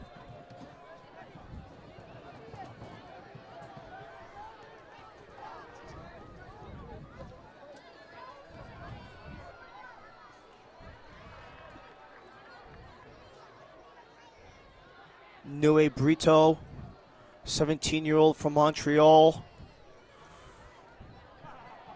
And then Tristan Bleth, 17-year-old Japanese midfielder. Centering feed, sliding. The attempt is not there whatsoever.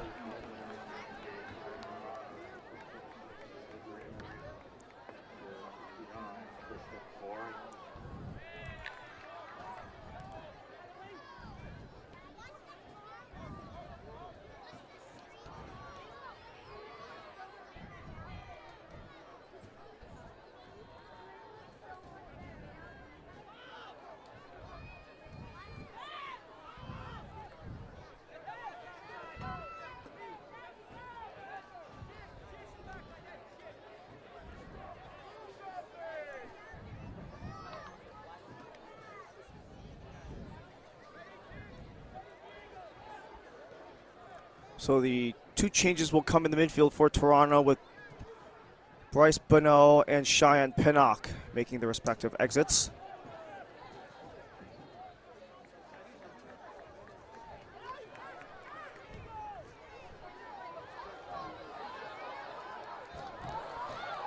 Making his way through, Perdomo trying to force the issue. Just barely keeping it in play was Knuckley, who hasn't had a lot of action in the second half after being harassed and swarmed in the first half. Only one attempt, one on target for Connecticut in the second half. Toronto have already doubled up on the first half attempts. Slithering through, Dixon. Drop down, back up. Sawada collects. Paisho bodies off his man. Paisho with one man to beat. Waits for help, goes to center. Van Nix couldn't get there. Van Hees got blocked. Back for Paisho. Across again and stopped by Knuckley. The rebound is there again. Van Hees trying to force it.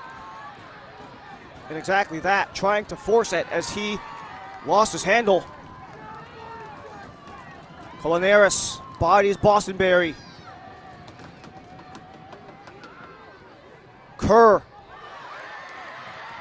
He lost control. Stevenson steps into play. The center back looks to start the offense as Paisho could not get the better of Reed Fisher in the final 15 of the second half.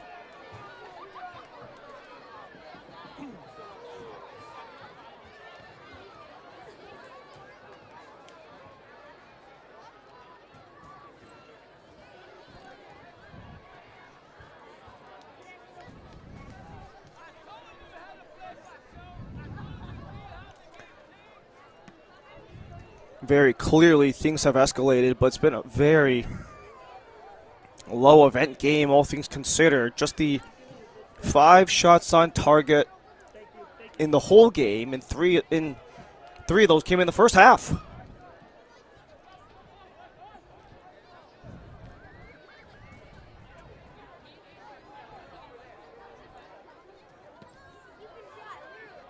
Connecticut coming off of a 0-0 draw themselves, where they did get the extra point on New England. First win of any kind since mid-March. What a ball. Steven Serwada all by himself. Serwada centers. Paisho just missed.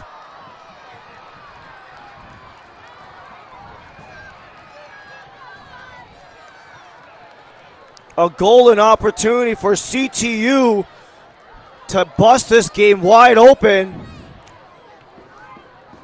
Paisho threw the 5-hole on Fisher. And just an inch or two wide of Knuckley.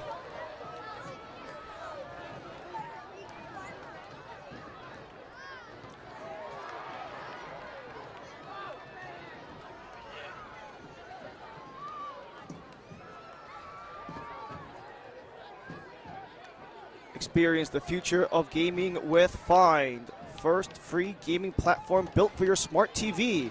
No console downloads or subscriptions required. Launching soon on Samsung and LG smart TVs.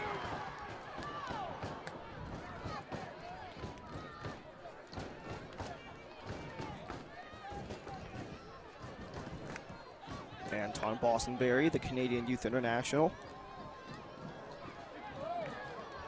Trying to look for Dixon up the gut. Both Dixon and Kerr with multiple goals on the year. Especially when you consider that most likely Gianni Cimini was expecting to be somewhat shorthanded going into the game with Toronto FC's top squad on the road in Charlotte.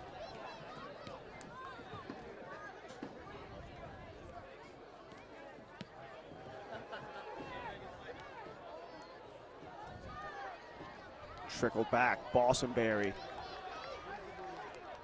Had Kerr, and him and Dixon were just slightly out of range.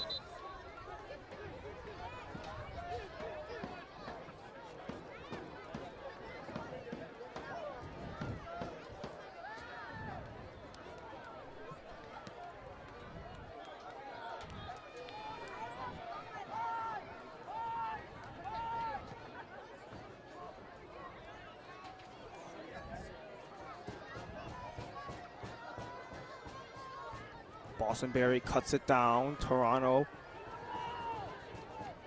looking for anything at this point. Nice recovery as Nui Brito recovers. And a free kick after Campbell Dennis goes to ground.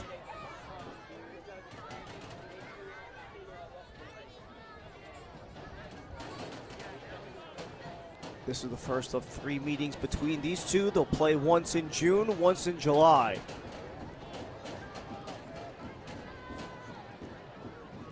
In that third and final meeting between these two will be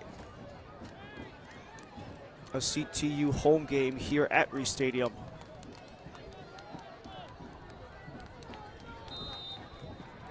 It'll be Tim Fortier. Chips it. Not high enough.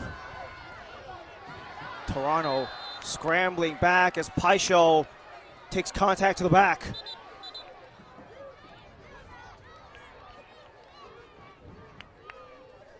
CT United fans, after the game, if you have an orange wristband on you, head to the corner of the stage to the right of the video board for your chance to high-five the players as they lead the pitch at the conclusion of tonight's These two will play in mid-June at York Lions Stadium.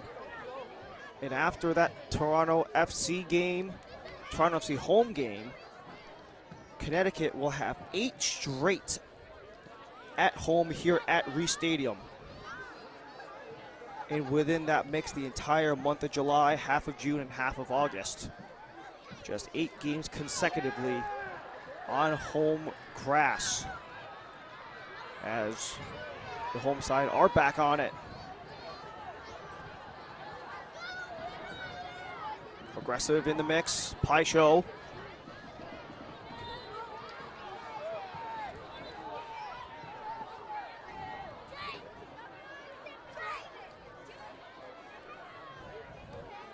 And then you have Reed Fisher going down.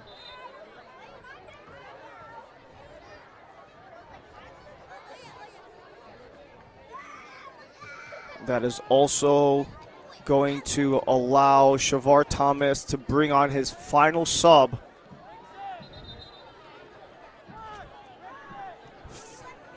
Five deep with Daniel DiPolito coming in.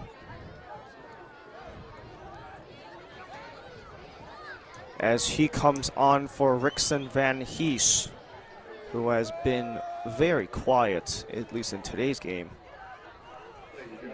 But this will make way for DiPolito, the ex-Fordham Ram from Baldwin, New York. Pro rookie. Largely coming off of the bench is DiPolito for a Connecticut side that are kind of starving for anything at this point. Just a touch over a goal per game at 8 matches in, 10 goals scored.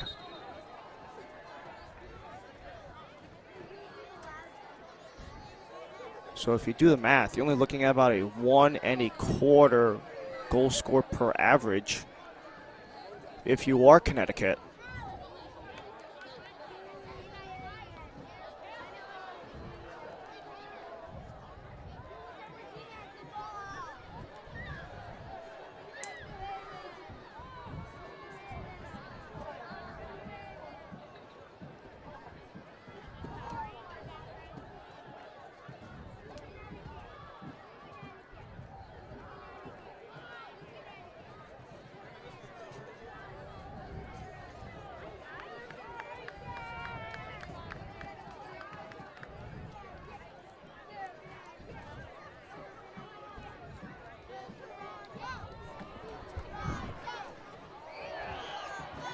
along the end line. No foul.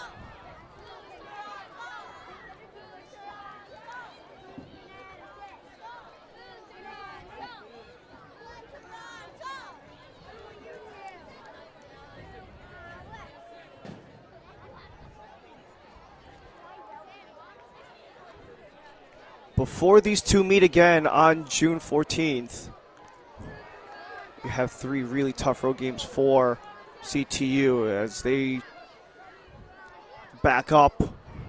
Nue Brito sliding by, leading the way for Kerr before he's intervened by Stevenson.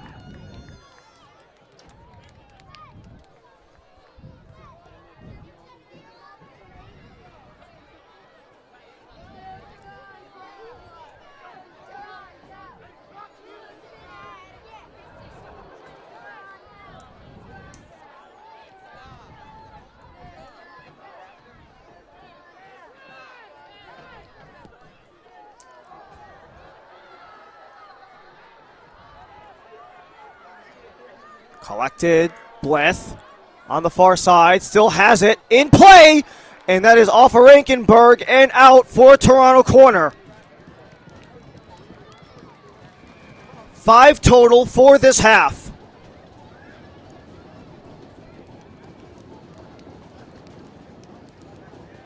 Look at Bleth getting away from the contact from Madronda and forcing the issue on Gunther Rankenberg. Connecticut had 4 corners in the first half, 1 in the second. For Toronto, it's been the inverse. 1 in the first, 4 in the second half.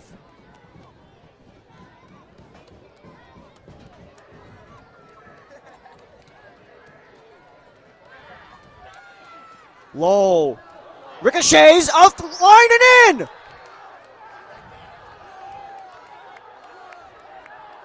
A double deflection finally gets past Gunther Rankenberg. And Diego Brito gets the first goal of the game.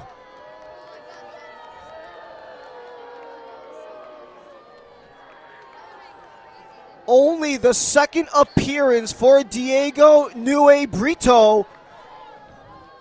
He is right on the doorstep after the first ricochet in the area and gets it past Rankenberg. In the closing 5 minutes of the match, Brito off the bench on the board might have just called game.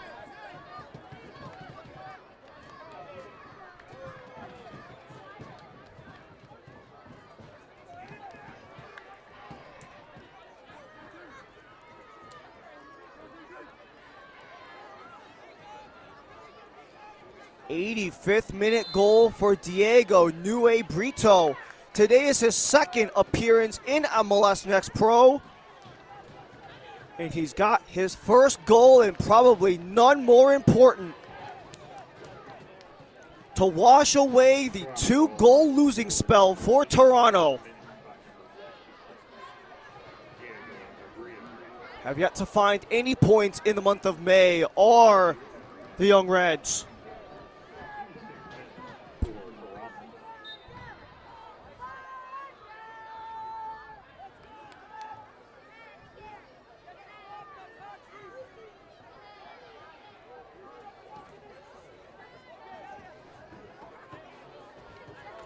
How do CTU respond? They have not scored a goal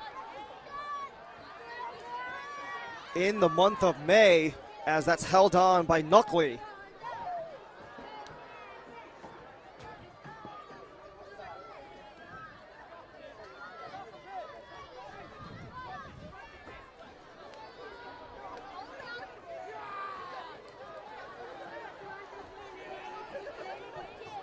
It's been at minimum 4 consecutive halves. They haven't scored since the 19th minute, a couple of games back against Philly Union 2, which was the game prior to the last one they played against New England. But in the dying minutes of the second half, they need anything to keep their opportunities of preserving points alive.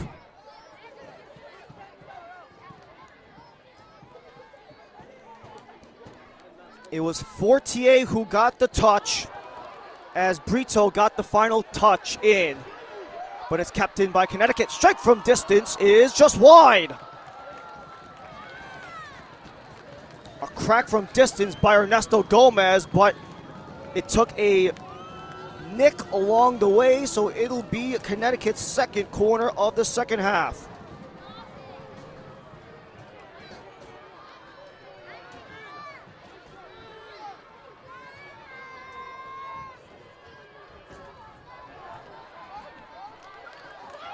Swung in, bobbled around, couldn't get the strike, was Paixão.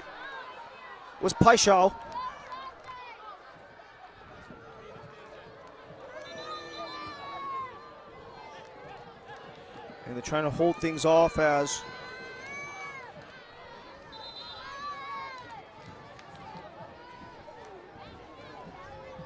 that was Omorgby who was a little slow to get up, but he's back on his feet.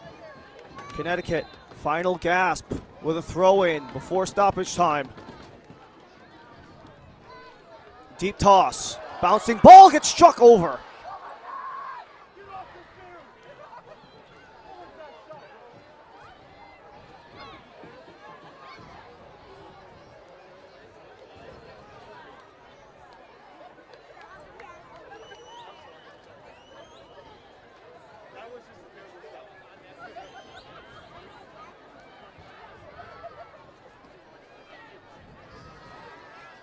Absolutely no rush to get this off if you are Toronto.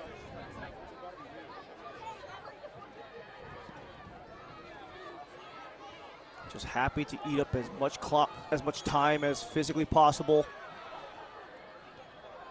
before they take on one of the hottest and rising teams in the Eastern Conference, with Columbus Crew 2 up next. That magical turnaround from Federico Higuain. And that forced the issue of Chisholm as he smashes it out of play with Sawada encroaching. 5 extra minutes are on the board. There is still hope for CTU. They have not scored in 4 halves. Chisholm sends it down, kept in by Camrath. Distance try is well missed. It did force the dive from Knuckley.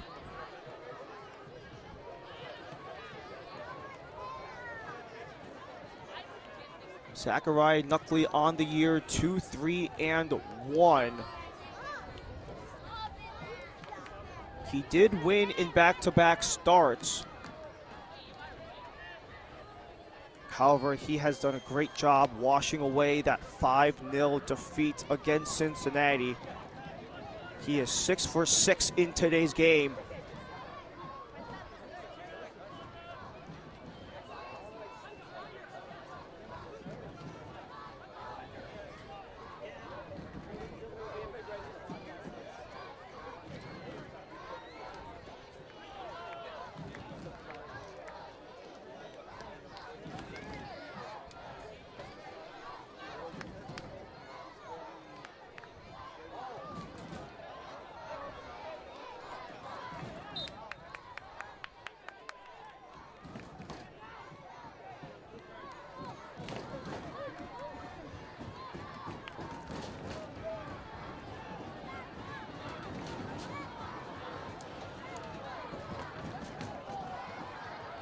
Trying to force ahead. Knuckley smashes that one out of his own end.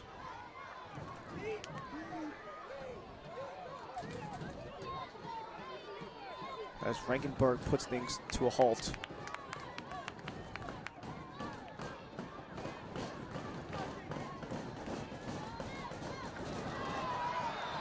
Bouncing ball, loose. Paixão gets taken down. The ball is still loose, out of play. It will still favor Connecticut.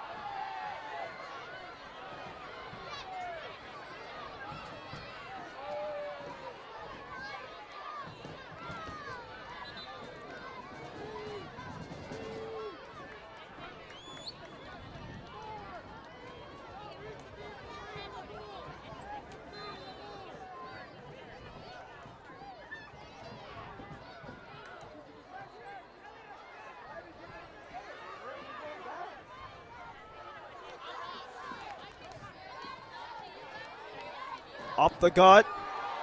Stevenson lost his footing. Toronto find an outlet. Oh, how did that stay in play? Kodri on Rankenberg, gets around and in! Kodri calls game as Toronto find their second in stoppage time.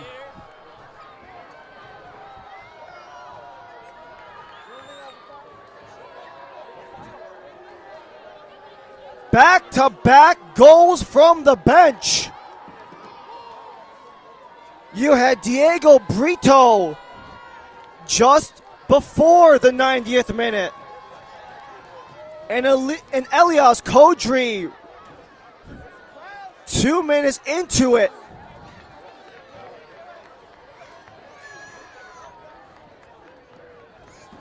That is the second goal of the year for Kodri. The second goal of the game for Toronto. And that pretty much seals things for the Young Reds.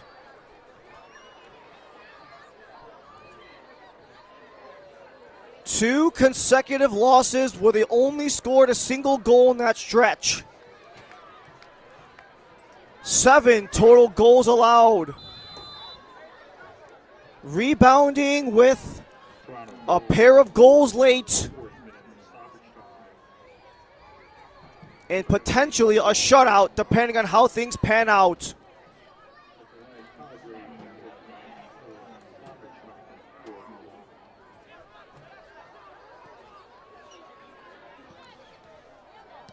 Desperation attempts for Connecticut, but Kodri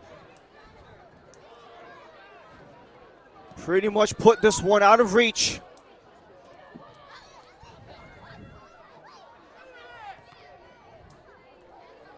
Cross attempts by Perdomo.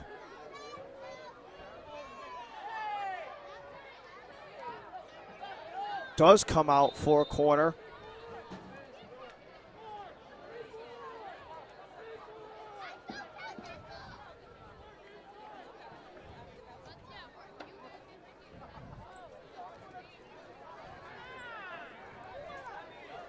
Then the question remains, if CTU can score on this attempt, would they get extra time on top of that? Their 7th corner goes low. Toronto will take possession. And Connecticut seemingly touched it last.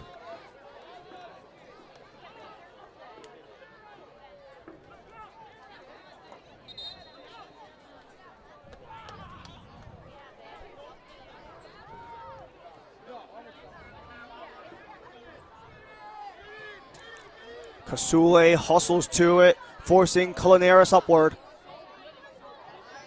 Madronda keeps it for Connecticut.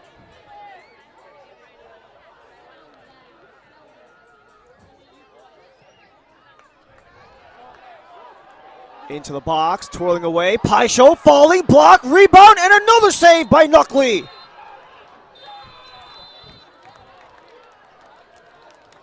Toronto take the game and are back to 500. 2 goals at the death to claim the full 3.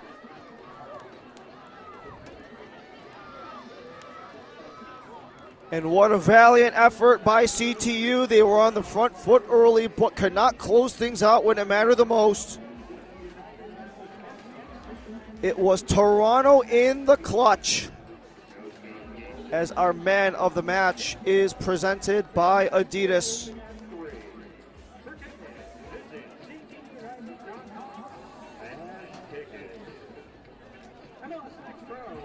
Man of the match presented by Adidas. In a 2-0 match, you could go many ways. 2 goals scored, a clean sheet, but it was the lone goal from Diego Nue Brito. Tristan Blythe with the service. 48 into the middle. And then Brito with the final touch that seals the deal for TFC. Connecticut had a chance, but the climb was much steeper when you score in the 86th. Nue Brito's first goal in Next Pro in only his second appearance. And a second goal was enough to close things out for Toronto. Don't forget to watch MLS Next Pro all season long at MLS Next Pro and One Football. Toronto take 3 points with a 2-0 win on the road. For our entire MLS Next Pro broadcast crew, my name is Ryan Lee. Thank you for joining us. Have a great rest of your night.